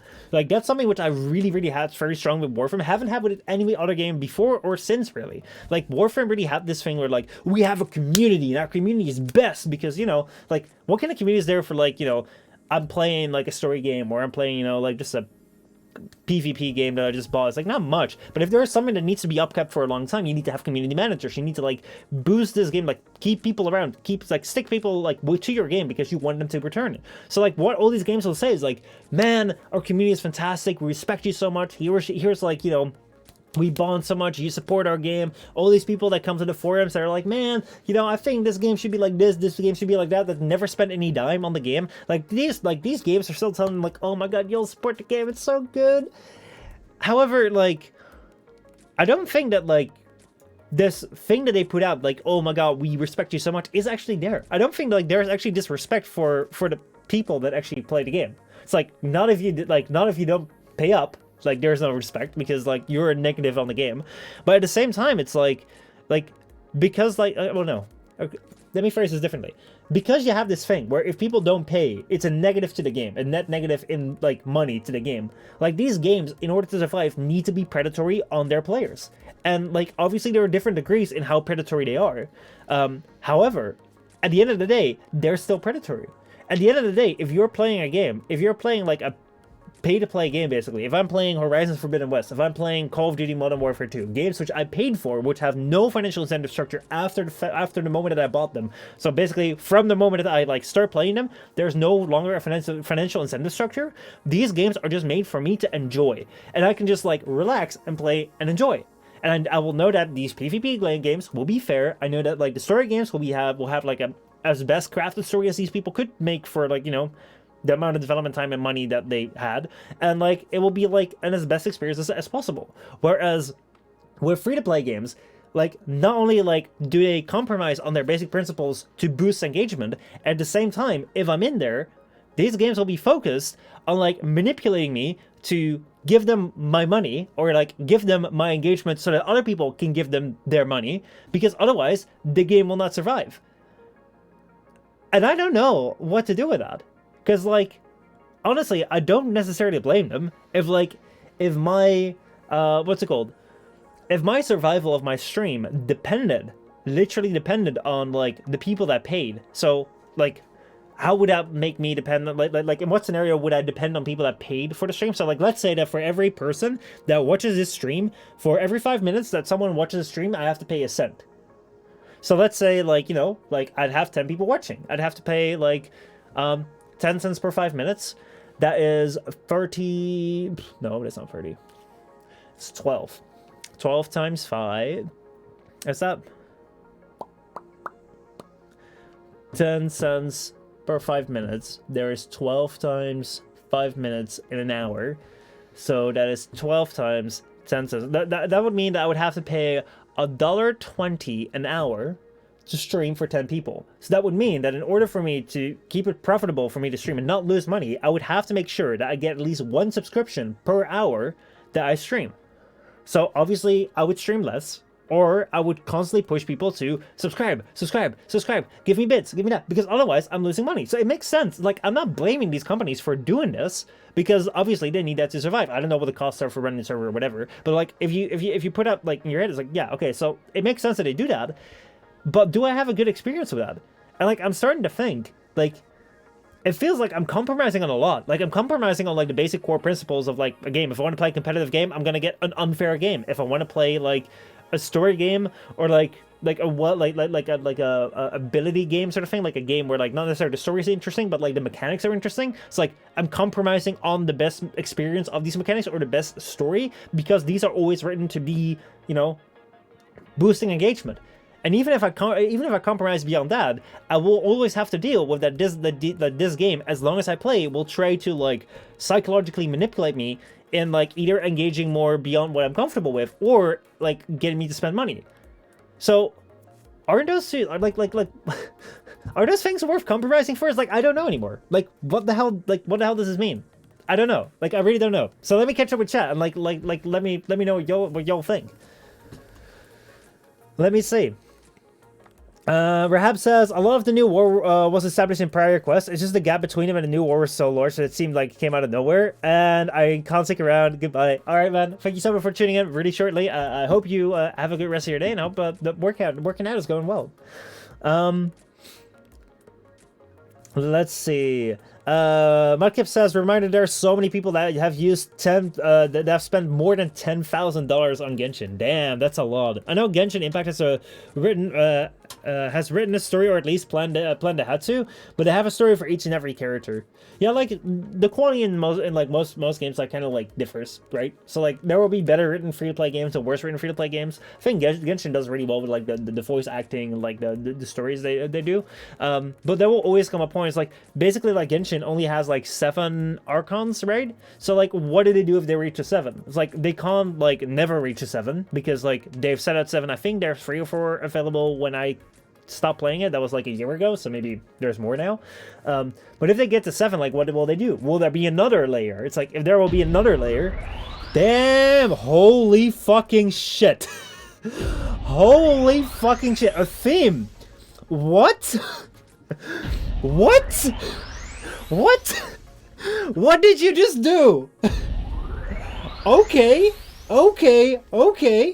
Thank you.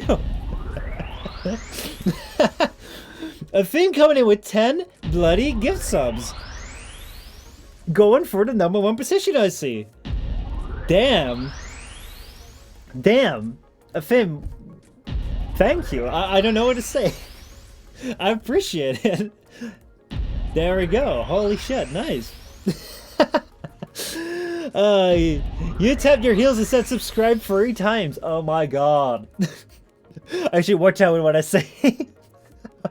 God damn. Oh my god. Fame has taken over Tribal and is now ready to take down Trinity. God damn. That's insane. Okay, let me get back to chat, but I appreciate it. Thank you. So yeah, let me see. Genshin has lost so many players due to the annoying ass grind. They lost me to it, the grind, but I also know there's, like, a lot of people that stuck around for the story and that played more for the story, so I don't know the numbers, but yeah. The issue with Warframe story is that there's too much time in between them. You and me are just, where we're going are going more mad. And a few new clients I helped don't have that big of windows between stories. I liked it way more compared to me. Yeah. But I mean, like, would you, like, these teasers, like, would you call teasers a bloody story? I don't think teasers are a bloody story, but they sold them as quests. So it's like, I think, like, there were a lot of plot holes when it came to the new war, but also, like, even if you were like, well, but, you know, like, they could be explained. If you look at, like, the quests that they deliver, it's like the quests never really, like, solidly end. So yeah, or, like, yeah, anyway. An interesting thing, Genshin tends to tell its story using the artifacts, weapons, environments, as gameplay, whereas Warframe tends to try and make the story as the game and use the fighting content as filler until the next story update. Yeah. Holy fucking shit. God damn, Atheme, what's... Congrats on your #1 position. Holy shit. I am become chaos. Are you okay? Are you okay? I need to make sure you're okay. You just gifted 15 subs in one stream. The video, what's up? How's it going? Damn. Now who's gonna tell Trinity? Who knows? God damn, 29 sub points on this fucking month. That is insane. That's absolutely insane. Fame, you're insane. I hope you're totally fine spending it. I hope so. Oh boy, oh boy, oh boy, oh boy. Alright, let me catch up here. Let me catch up. I'm so far behind. I'm so far behind. So much keeps happening. Holy shit. But yeah. Let me see here. Fim says, I think the new war made this even more clear since 90% wasn't even a normal Warframe mechanics and most people enjoyed it, but it's not really Warframe gameplay, is it? Yeah, true. So like Warframe really tells like cinematic and then you just like play for a little bit. Cinematic, you play for a little bit. And I think that like what you find with Warframe storytelling as well, and this is something where like even if like the quote unquote like storylines make sense, if you like get through the quest very quickly, the thing what you find is that, okay, I played Halo just before that, and Halo is also kind of like a power fantasy game. If you play Master Chief, like you're playing like a Warframe. You are slaying a whole bunch of enemies. You generally don't die, and that's your experience of the game. Problem is with, for instance, like Warframe. It's like with Warframe in the boss fights, like with the new war, you are generally like not strong enough. You needed a railjack, you needed this thing, you needed that thing, you needed like a necromac, all sorts of things. Like you couldn't fight because in the story you were supposed to be weaker than balance and weaker than the sentience, even though you were slaying absolute god shit everywhere because you were like mastering 30. But they can't account for like that difference in power level because the game and the story are centered around like all the players, so people that can be mastering 2 to mastering 30. So like they're gonna have to set some sort of idea of what the power level will be, and then you just have to like compromise with that. With Halo, that is not the case. In Halo, it's like you are slaying as Master Chief, but then comes along an enemy which is so much stronger where you're like, holy fuck shit, that makes sense that they're stronger than me because they're unlike anything we've seen before. So there's a difference, and like that makes sense. And that's also where the quality of the storytelling will be different. And like that's also what you see with Warframe. You're right. It's like the gameplay is a lot of times filler. So like they'll tell a story, but everything you do in between is just like filler to move you from one place to another. And it doesn't matter how strong you are in between, that doesn't impact the story at all. So yeah. Warframe is such a good game, but the amount of times between updated shit, it kills the game, and DO also makes horrible choices. I think that Warframe overall is a pretty good game. Like, if you want to play a really good free-to-play game for the price, it's a great game.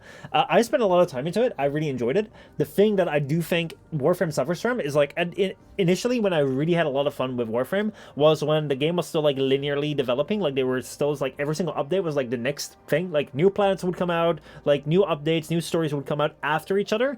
And ever since then, they've started expanding a whole lot without like a lot of like focus on it, which led to a lot of content islands. So you have Conclave, you have raids that have been removed, you have open worlds, you have this, you have that, you have this. So if they want to expand on anything, they're only going to like expand on one small thing and not like the entire thing, which makes sense. But because of that, like if you really enjoy the story, you're gonna have to wait a couple years before like they're gonna have expanded on like the fashion and this and that and this. And like it's like, for instance, like the Railjack update did nothing for me because Railjack doesn't feel like Warframe to me. But I spent a whole lot of time in development on that, but like I don't enjoy that content. And like that is something which I feel is like Warframe has gotten so wide that it's really hard to like satisfy like what people are looking forward to playing, and does like a lot of people just feel left out. And I don't think Warframe is really shooting for the stars anymore. I think it's just like kind of like comfortable with where it's at. They respected our time and effort, question mark. I call BS these days, especially with a dumb change like the focus, rework, or nerfing just because players found a trick to cheese something. Yeah, games like the free newest Assassin's Creed is also a good example. These games are good, but they have DLC weapons that are busted. They have the biggest issue of all of them, hiding so much story behind DLC missions. Valhalla has killed everyone's want to get a new ACs. The game is shit, ends badly, and shouldn't exist. I've heard that the like Assassin's Creed and also like what was the other one? Far Cry. Like the Far Cry and Assassin's Creed's latest installments haven't been all that great. I haven't played them. Like I've not played this series, but from what I've heard, these things haven't been good. So like I wouldn't really be jumping on buying like the next one. I'd really wait for the reviews. I heard that Assassin's Creed after Valhalla would focus on Japan. Yeah, so kind of making like Ghost of Tsushima then. God damn, Ghost of Tsushima is such a good game, man. I really hope they step it up. You're so convincing. Oh boy, oh boy, oh boy. Let's see. Heard the Nordic mythology and history was also messed up since people familiar with us who notice mistakes left and right in that game. Let's see. I did because I'm a history nerd. It sucks when like games want to go into history and then they don't get it right. It's like, come on, man, come on. So yeah. Anyway, Fame, thanks for gifting subs to Acute Makib, Smoshiso, Asen, Jazzberry Gem, Silverfox, Rahab, Francois, Emo, Arturia, and Andalis. And then also to Raskas, Nvidia, Sono Fluda sucks. Is there someone called Sono Fluda and like that person just made an account called that they suck? Who knows? Villager and Xai. Alright. Let's see. Anyway, let me see here. 7 Archons, and we have 4 Archons refilled. So yeah, there's 3 more to go. And like, it seems to me like if you start up a game with like the premise, like, okay, there's 7 Archons, and like you get to the 7 Archons, like if there's gonna be 7 more, I'd feel a little bit cheated, right?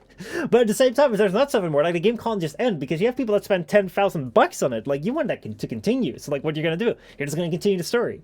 So yeah, I am become chaos. Let's see.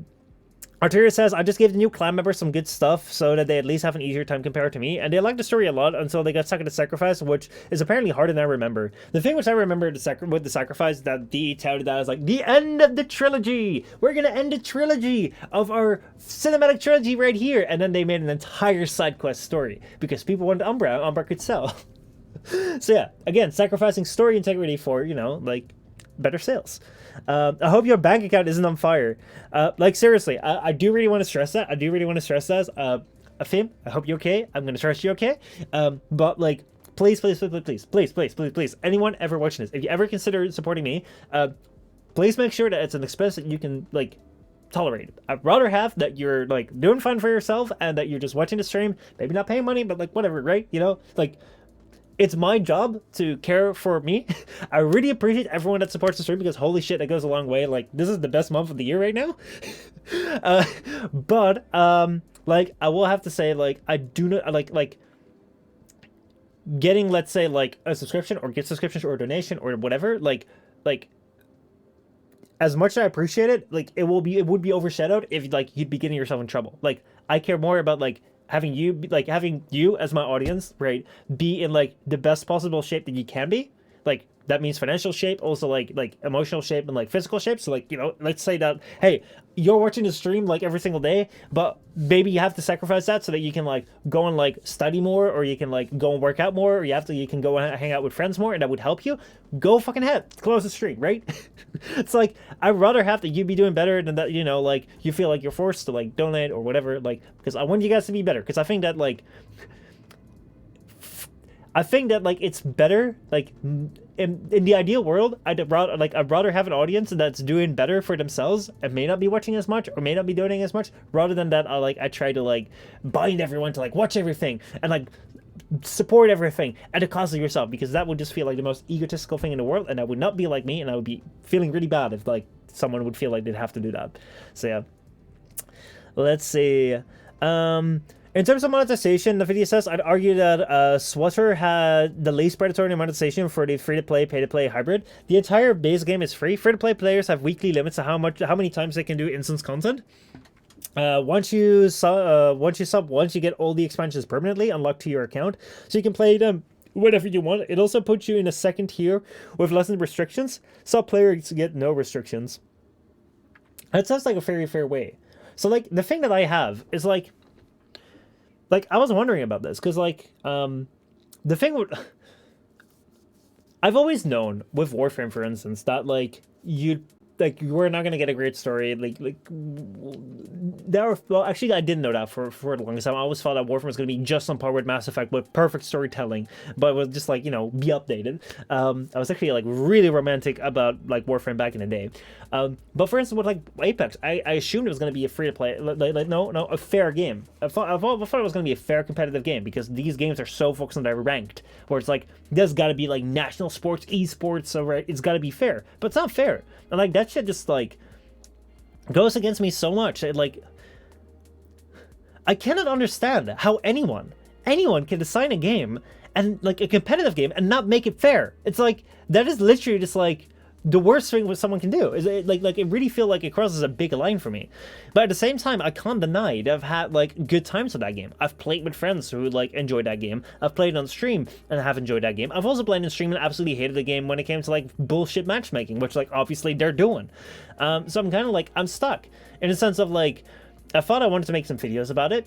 Maybe I still do. But like, do I want to support something like this? Especially, do I want to support a game that like psychologically wants to manipulate players at the cost of like making it fair for like, you know, more money? It's like, that's weird. Like, I would feel a lot better about playing, for instance, something like Apex if I could pay like, this is also weird, right? Like, if I could pay $60 for Apex and I would just be sure that this matchmaking everywhere would just be fair and that would not be fucked with. It's like, you know, I would still be fine with like buying skins. I don't care about skins. It's like, I'd be fine with like being able to like buy that later on, like get levels on the battle pass sort of thing.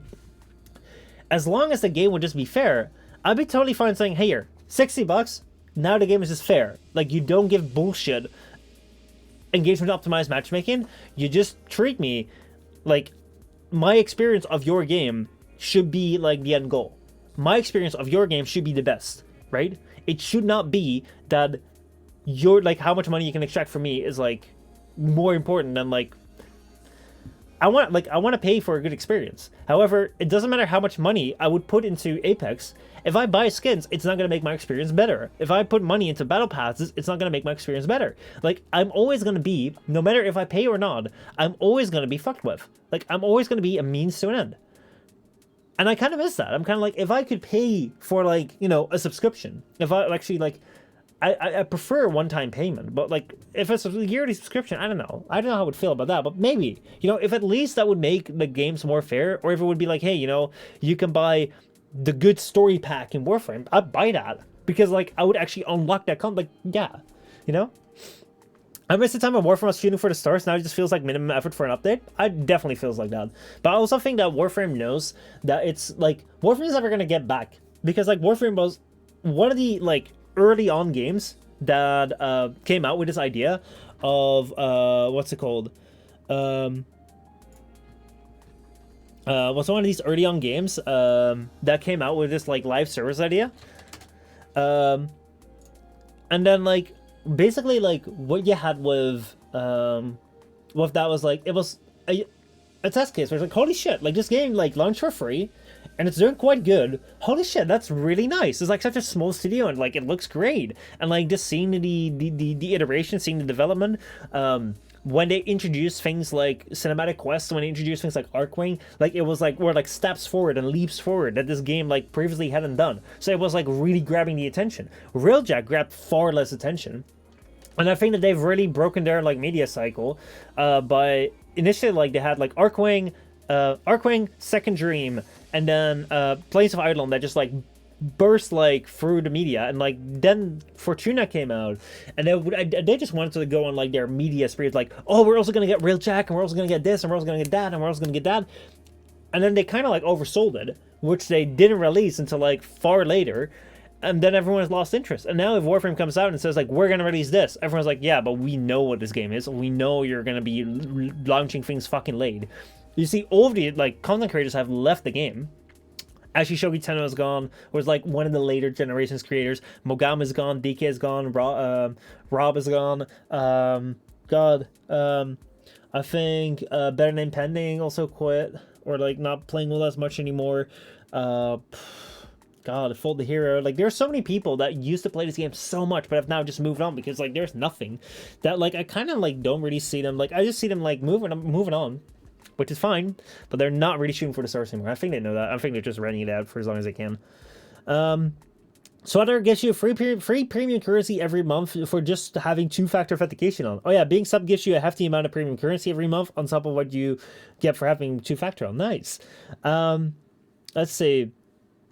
The sacrifice is so goddamn hard if you don't have an app. Yeah, if you're not used to like playing as an operator, it's really shit.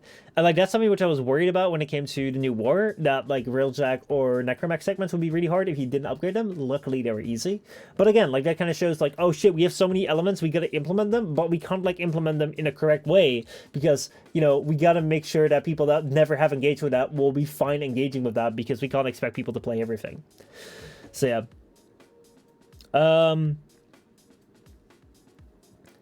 Let's see. Why are you having the black cord in the background be stressed all hell? Oh, you mean like this thing? Is that like... Hold on.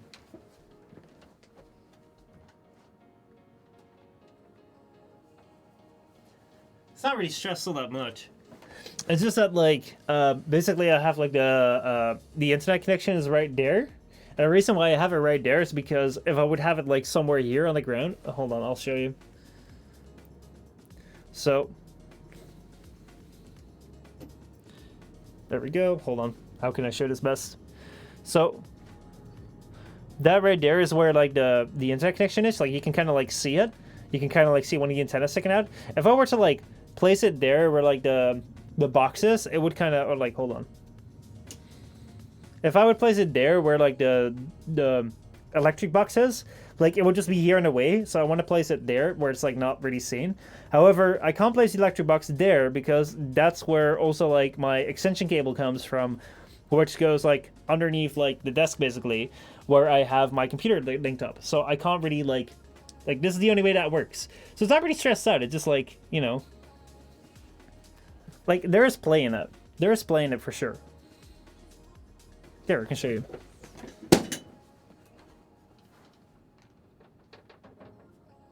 It's like, it's got some play in it. I can see how it looks stressed, but like, I mean, it's a situation we got. It's a situation I got. There's a lot of devices here. There's a lot of devices and they all need power. And it's like, how do you manage that? I don't know, man. So yeah. Let me see. Is that properly set up? I don't fucking know, man. Okay. Let me see here. This is a free-to-watch stream. In my opinion, the side quest Sacrifice is better than any of the main quests. New War was a step down from that. Whew. I can see what you're saying. I think that as a self-contained quest, from beginning to end, Sacrifice was better. However, I really experienced the Sacrifice as a really bad way because I would they were hyping that up to be the Lotus Quest, the closing of the trilogy, where we were gonna have what's it called? We were gonna have Umbra as well, but like it was mainly gonna be about like you and the Lotus, like what has been built up with like the New War, Second Dream, War Within, and then Sacrifice. That would be the closing, and it just like completely they completely oh my god, what's the word for it? Oh my god, they just like flipped it. They literally just like flipped like what they promised. Like they didn't give that. So like I really hated the quest because I was like the Umbra thing was kind of weird because I was like, yeah, cool, but like when we're gonna get to the port that I was promised, that I was waiting for. The New War felt like it hit on so many more levels that I never expected them to hit, because after the Sacrifice I expected them to like fuck off, do their like other side quest story, not ever touch on anything. But then they touched on like the Saruman thing, they touched on Stoker and Hunhow, they touched on the Man on the Wall. So those are the things that I found interesting, and even like the gameplay with like the other factions were much more interesting. However, if I look at like what I generally like about the quest are not the main plot points. I hated the plot points. I hated the entire Lotus thing. I didn't give a crap about that. I hated the entire end resolution fight. Didn't give a crap about that. So if you just look at the story on its own, yes, the Sacrifice, I can see that being better. Though at the time I appreciated that far less, and I still look back at that a little bit more negatively because I was just like, they fucking like scammed me basically. That's how it felt, because they promised one thing and like I got another. The New War feels like a side quest, but just too long. It just does random things basically. So yeah, New War is interesting as it uses a lot of new mechanics, but it also feels like they rush the story in the New War a whole lot. Sacrifice doesn't feel like they rush the story, which is a good thing. Yeah, it's a lot more of a self-contained like start and end quest basically. I did like the fight against the Archons once I remembered how to fight without a frame to protect me. Yeah, like they did have good parts, that's for sure. Once I played like I did on my Destiny Warlock or something, it became fun and easy. Railjack is worse than Archwing. I agree. With Archwing, I at least felt like I was in control, or like I was playing a mission. With Railjack, I just feel like I am sitting in a thing that plays a mission, which doesn't feel the same as playing a mission. I just feel like I'm in something that experiences it. It just feels like another step removed. Probably because Railjack was the Tenno space mission. Sabuchi quit as well. Yeah, true. That's right. Oh man, everyone quit. God damn. Wicked and Tater are the only ones I know of that still create content for Warframe. Isn't Brosim also still making something? Brosim might also be making something. I Flint occasionally. But honestly, it's just like such a dead category. It's kind of sad. It comes back rarely. It looks so goddamn stressed. Aside from the new war, subscription games like WoW are an interesting topic because they also tend to use story for their gameplay. Yeah, like I'm not like I've never gone into WoW because I was always afraid of like how big it was. But maybe that should be something I could like dive into to explore that. I think trying to make all content completely accessible to players who haven't bothered to engage with the content in the first place is a terrible design philosophy. Not only does it make it a waste of time for those who did invest in it, but also prevents devs from making set pieces that engage the players. Yeah, but that very much also comes from making your game like surface level diverse. So, like, what I felt like initial Warframe did very well was that like everything built on top of each other. So it's like if you had Warframes, then you had the focus system, or then you had the focus system. The focus system initially just built on top of the Warframes, making them better. So it's like it was building on top of. There was not like a lot of diversity because you were just engaging with this thing that was all for these hallway style like Warframe. Like Warframe was hallway runner warrior sort of thing, procedurally generated maps, and then they wanted to just expand. Like let's add. Mechas, let's add railjacks, let's add arcwings, let's add open worlds, let's add PvP, let's add this. So it's like because they add so much, you can't expect everyone to be well first in everything because it's just like branches of a tree. So it's like if you introduce railjack, now railjack doesn't have anything to do with standard Warframe. So people that play your game for standard Warframe, it's like that's not railjack is not really Warframe. It's like Warframe inspired gameplay, but not really. So like if you want to bring that in, and you're going to expect the most from it, then people that just enjoy, you know, the hallway warriors will just quit. Like, they'll not play for your story and you'll probably bounce them off. But if you make it hard, but if you don't, like you're kind of like throwing shit in like this entire game mechanics. Yeah, it's kind of like the situation they've created, which is very unfortunate.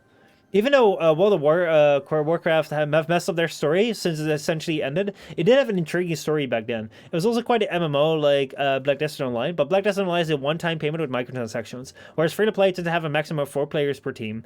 At least in my experience with Warframe, Genshin, and Brawlhalla.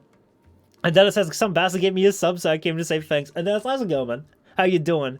The League of Legends has a total of 10. See, his subscriptions work. If I keep this up, I can get everyone to watch some. If I can keep this up, I can get everyone to watch random Japanese streamers. So you just like get people to watch random streamers by giving them subscriptions. That might be a way to do it. Personally, one of those rant pieces anymore to rage at the game instead of being constructive or informative. If you want to hear someone rage, he still creates content. Last I checked, but outside of that, I don't remember him doing anything Warframe related. Are they doing anything Warframe related still? Because like one thing which I know from like speaking to a lot of these creators is like it's really hard to like change your content. So yeah, but we're getting off topics. We were talking about free to play games are not that good. So yeah, like basically like my point that I wanted to make with like why I think that free to play games aren't as good as I thought is because like yeah, like they're sacrificing very basic principles of the game for like player engagement, and like the players of the game are not the end goal, but rather a means to like more money. Like basically, like you're a means to an end. Even if you're a free-to-play player or a pay-to-play player, like you're always going to be a means to an end in like the free-to-play games. Whereas with the paid games, like you don't necessarily, at least like right now, like you also see a lot of paid games introducing like free-to-play mechanics because hey, you know, why not? Why not have best of both worlds? But generally, you would have like your enjoyment would be the end goal. And as I said, it's like what the hell do you do with this? Because honestly, it's like. I can understand that this kind of comes across as like a bit ranty. Like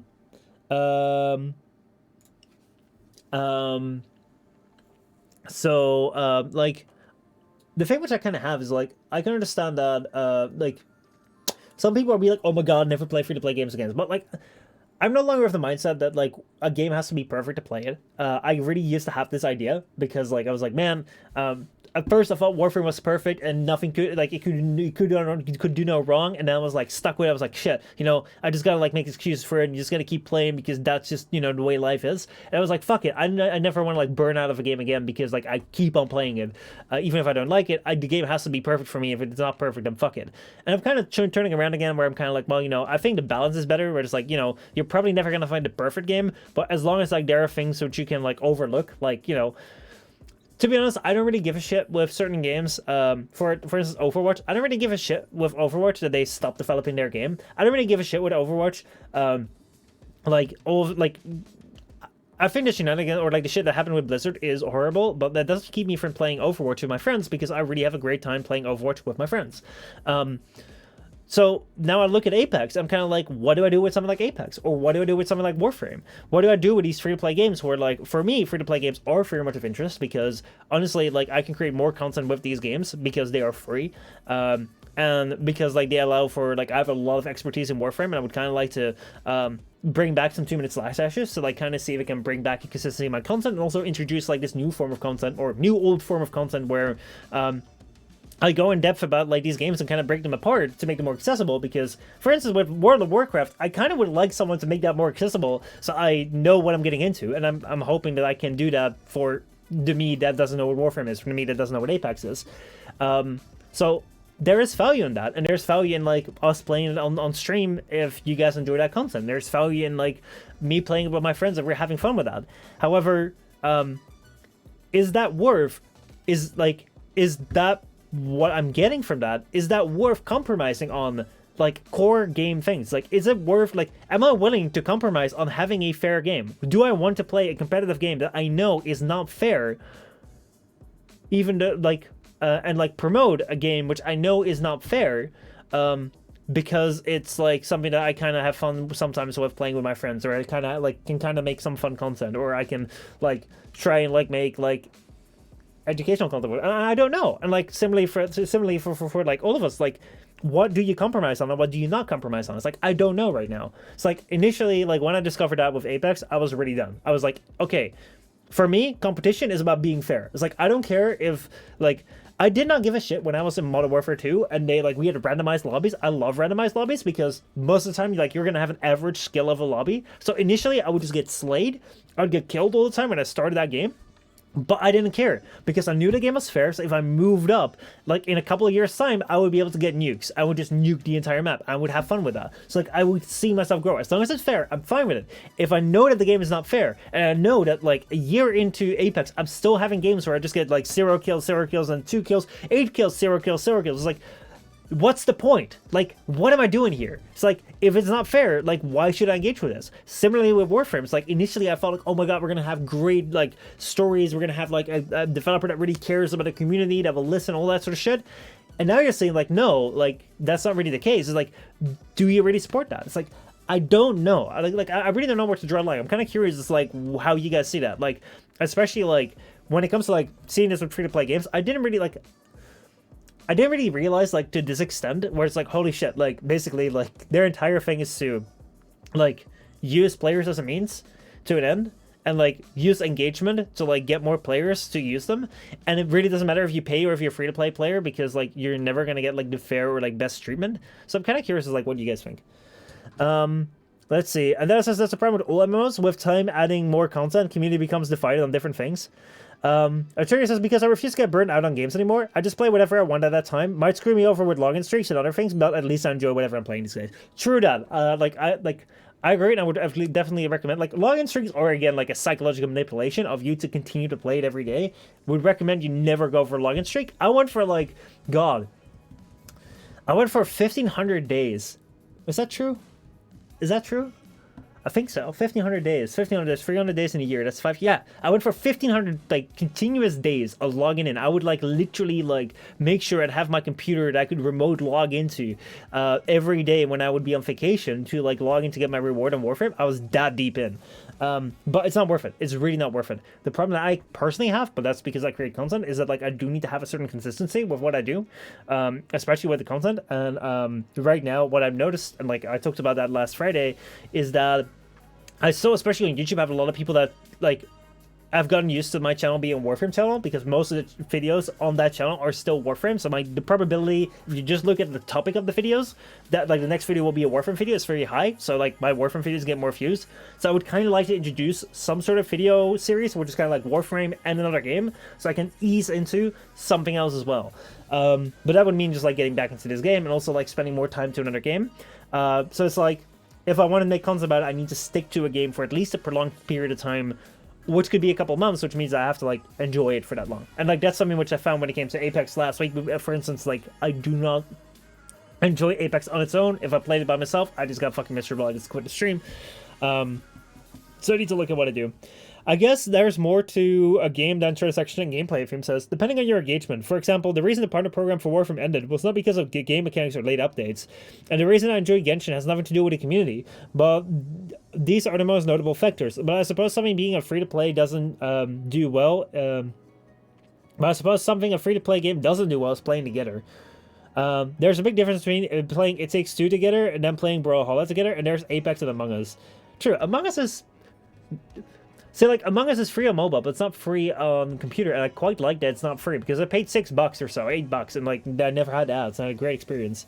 In my opinion, most players don't care if it's fair. As long as they're having fun, they're fine. With it being unfair, as long as the unfairness is kept out of sight. So, like, that is my problem with this shit. It's like all of this, like, engagement manipulation is done without the player's knowledge, right? And I'm like, dude, like, that is so scummy, man. It's like... It's my game, man. It's like how, like, for me, it's like, it's such a bad thing. It's such a bad thing that not only are you manipulating players, but you're actively hiding it. It's like, man, like it goes so much against me. But at the same time, it's like, yeah, you know,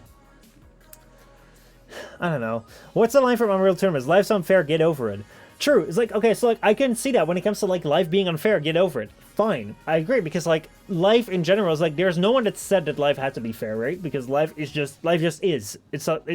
Life is. And like we can try and adapt nature as much as we want, but life and nature is. So like there's no one intentionally doing this. Here, someone is intentionally researching. They intentionally made an entire paper discovering how they can manipulate players the best to keep on playing for as long as possible. That is intentional. If people are doing that intentional, that is not like get over it. If people are doing it intentional, like there is a big difference. If it's just nature, if this is how it is, fine, get over it. If people are doing it intentional, fuck it. Yeah, I'm not sitting, normally I don't like to sit by and just like let it happen. Perhaps the difficulty adjustment can be seen differently. It's difficult to progress in Apex, as you've stated with the current matchmaking system. It is difficult to progress in Apex, as you've stated with the current matchmaking system. Do you think that this difficulty adjustment will assist with helping players improve as well? No, I don't think so.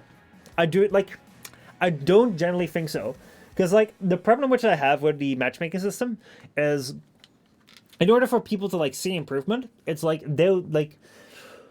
they'll have to know that they're improving and they'll have to see like where they're falling short. So for instance, if you start out, God, what's a good thing?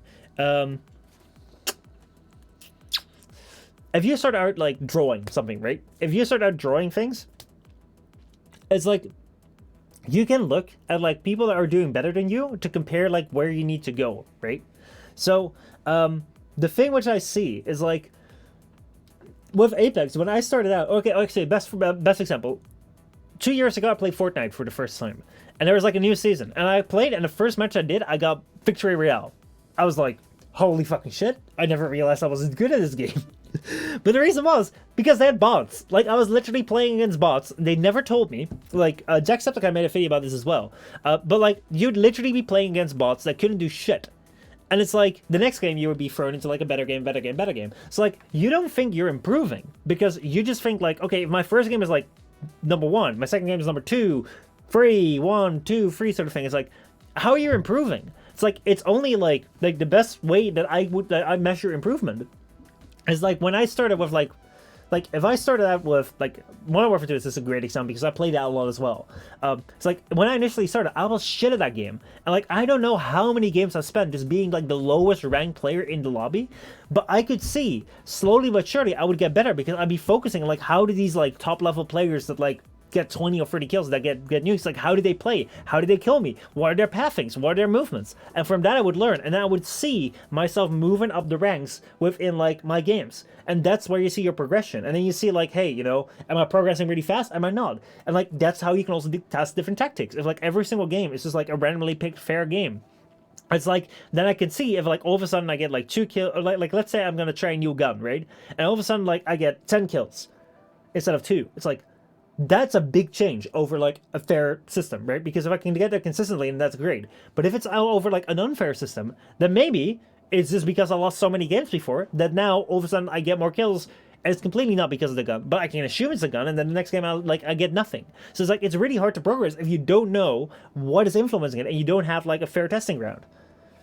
So yeah, I don't think it's like great to improve. I can kind of see this point where it's like, you know, but like, yeah, you're constantly playing against people off consistent, like similar play level.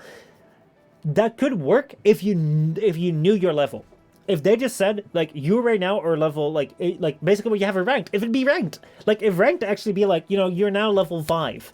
So like you're playing against level 5 players, and then you're playing against level 4 players, and you don't go up or down. You just like, you know, like you don't go down. You stay at the place you're at. Then you kind of like grow up, and you can see that progression. But yeah, Crab Game is also free, and when I play that with people, I can chat over voice chat. I enjoy it a lot. When doing it with randoms, it's just less fun.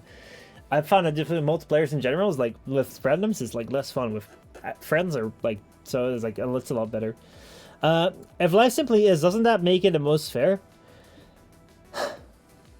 No, still not. Because if I were to say that like life is, it's like the shit that's happening in Ukraine right now is, right? Is that fair? No. Did the people there deserve to be invaded? Fucking no. You know? Did the people there deserve to be fucking killed and shit and shit? No. Did it happen? Yes. So, yeah, I mean, if you look at like these nature videos of like animals just being born and then immediately being taken by like a predator and being killed, is that fair? Not really to the animal, but it just is. So like that's why like you need to get over it. Life's not fair, so you need to get over it, because like you're not gonna be able to change it. So yeah, it's scummy, but it's also what most players really want. If you tell them, they'll be upset, but if you turn it off, then they'll be as upset as show. You might as well do it and not really tell them. So like I'd be the thing is like I'm fine. Like I'd be more fine if you're like, set ranked is completely fair. We're not changing anything there because that is our competitive branch. And then we have our casual branch, which is more focused. Marty, thank you so much for that follow, dude. I appreciate it. I'd be more appreciative if they have like, what's it called? I'd be more appreciative if they had like, ranked is like completely fair, no shenanigans. It's just about like testing skill. And then casual is more focused on like player experience. But then like if you're focused on player experience, the best player experience, why the hell on casual chill gameplay would you rank the lobby if you're playing with friends to the highest player and not the lowest player? I don't get that. It's like if I play Warframe and I invite like my mastery 1 like level 0 player to join me, as like we're not gonna play end game content. We're not gonna play arbitrations. We're gonna play his content because I can chill. I can teach him what to do. If he gets in trouble, I'd be like, yo, let me help you out. It's like, that's chilling with the boys. That is casual. Is it gonna be entirely fair? No, but that's casual. I don't fucking get it, dude. So yeah, I don't actually know Jacksepticeye aside from the fact that you enjoy watching him. Like, I've actually not watched Jacksepticeye all that much. I don't watch many of these videos, but like I know he exists, and like I kind of like he seems good. Let's see. Aside from that, I've been subbed. Hack, you hacker! I'm reporting you. My lawyers will deal with them. I am the lawyers. Damn. But what does anyone deserve? Would it be fair for the predator to starve? See, like probably also wouldn't be. But hey, you know that's the way nature is. So it's like it's not fair. It's what it is. Get over it. That's where your quote basically comes in. So yeah.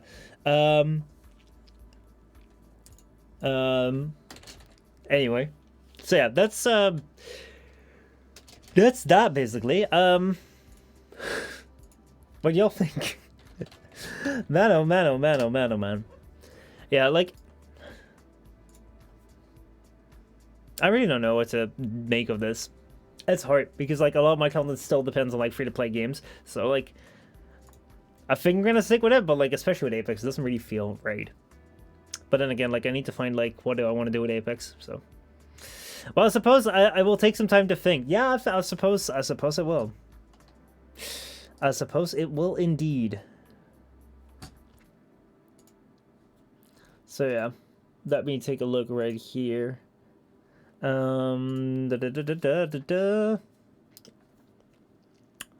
think that's it. I think we've gone over everything. So let's see. Maybe you can try Honkai one of these days for your content. Yeah, like that's a good one. That's actually like seriously a good one. I'll look into that. I'll definitely look into that. But there does seem to be an interesting consensus here, whatever the consensus may be. I think that like what I'm hearing from you guys is like, yeah, you know, it's bad, but like it is what players want, and there's not much you can change in that. So if it's not like, it really depends on like what players enjoy. I think like I like the sentiment that Arturia says, which is like, hey, I'm not gonna let myself get burned out on the game anymore. If I don't enjoy it, then like I'll stop. And I think that that's also something where like I can focus on sort of things like, to me, like I really burned myself out with Warframe, and like because of that, I was super afraid of like ever getting back to a game where like I could remotely get attached to, because if I would, then maybe like Warframe would repeat itself. And I think that one of the mistakes that I made with Warframe was like a lot of my content was focused around like, oh, what would I like, or like, oh, what would do well for like the Warframe partner program sort of thing, what would get me noticed by the devs. Not necessarily in those things, but I would mostly be focused on like how would it be perceived, maybe like.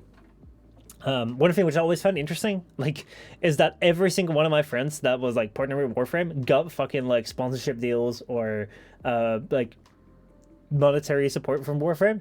I've never gotten that, and like I've never understood why. So like I always felt like, oh shit, I gotta adjust my content to like make it more interesting for them, that sort of shit. And like that really like set me down in wrong spirals. So I think like, to me, like it should just always be focused on like what is most engaging for you guys. What do I want to make for the people that watch me, and screw whatever the fuck like any game thinks. So like if Warframe does something which like I don't enjoy, fuck it, we move on to something else. Or hey, maybe they do something I don't enjoy, fuck it, but hey, you know, I know you guys really enjoy like this type of content, let's play that. So that's sort of what I'm thinking right now. I'm not quite sure, but I think that that might be a good thing in general, sort of thing. But anyway, that's it for today. I hope you guys enjoyed this. Let's see, I burned out 4 times on Warframe, 2 times on Destiny, still on Genshin, first time on Final Fantasy. So yeah, I still enjoy it from time to time, but fuck it, not interested in getting burned out again. Yeah, it's not worth it. It is not worth it then. Anyway, thank you all so much for watching. I hope you guys enjoyed this just chatting stream. I don't necessarily know what to do tomorrow yet. We'll see if I come up with a good idea for the stream tomorrow. But yeah, if we I feel you covered everything from a point I find interesting. Would you say the stream was more so to the goal you set previously? You've talked about a thing you can title singularly. Yes. This is a perfect example of a stream which I meant before, because if you can check this out right here. Hold on. Bada bing, bada boom. Look at that. Can you see that? Can you see that? God, I can't tell that. That right there is like my notes. So like I actually prepared this shit. I actually like prepared like what am I gonna talk about? And like what are the things that I want to hit on? And like, is it actually an interesting topic that I want to touch on? Rather than just being like, yo, what's up guys? And I think that like from start to end we actually reached like some sort of conclusion. You haven't talked about the subscription thing, since you consider that as a different beast. Yeah, I didn't go into subscription because my experience with that is really low and I didn't really prepare that. So but I really hope that like this stream was like a lot more structured for you guys, such that, you know, like if you joined like from beginning to end, like there, like we ended up with some sort of conclusion, and I was like we're able to make better points, and we're also not like we're also allowing the leniency to deviate a little bit. So yeah, it's just like the really interesting thing. So like more structure that I'm used to from you. Yeah, so like the thing which I found is that like my streams tend to be like, I have like my videos tend to be like super rigid, where it's like either I do only what's it called? Either I do only podcasts, or only do like let's plays, or only do like 2-minute slash dashes. Like I only do one thing, and I feel like I can only do that one thing. Whereas with streams, I just like turn the camera on and do like whatever the fuck I want. So I think I need to have some more freedom with my videos, but at the same time I need to have some more like structure with my streams, because like a lot of times I would just title the stream like Just Chatting Mondays, and it's like, what the hell you're tuning in for if you just see the title be Just Chatting Mondays? Like I'd rather have that, like, you know, you can at least get an idea like what we're doing. So like I'm not just sitting here like, yo, y'all make my content please, yo, come up with an idea of what I want to talk about please. It's like, no, I want to make sure that I bring something to you. Also, like, similarly, like, I've had it with, like, for instance, Apex or so, where, like, I enjoy if I'm chilling with my friends on it, but, like, if I'm playing matches by myself, like, it kind of ends, like, the stream very quickly. I don't like that, because, like, what's the content then? It's like, the content is me playing with people. It's like, gotta be better than that if we want to be a better quality entertainer, sort of thing. But the funny thing as well is that, like, I'm more rigid with my streams when it comes to working times. Like I will always stream between these hours, but I won't work on videos between certain hours. So like it's kind of funny. Anyway, Mudkip's Wi-Fi is dying. Oh no. Well, you know, let's keep it short then. Thank you so much for watching. I hope you guys enjoyed the stream today. I'll see you guys maybe tomorrow. I'm not quite sure yet, but we'll see soon. Maybe I'll come up with a cool idea for tomorrow, and otherwise maybe Thursday. But yeah, thank you all so much for watching. I hope you guys enjoyed. I'll see you all next time. Have a good rest of your day. Thank you all so much for tuning in. But yeah, I did like Destructor more this time. It was funny. I'm glad you enjoyed it. So yeah, anyway, thank you all so much for watching. Goodbye. As Sandy would say. Actually, like, you know, I've kind of adopted that, but like, I'll not steal it. I'm just referencing. I'm making a reference to Sandy Pants, who also says goodbye. And I like that. I do.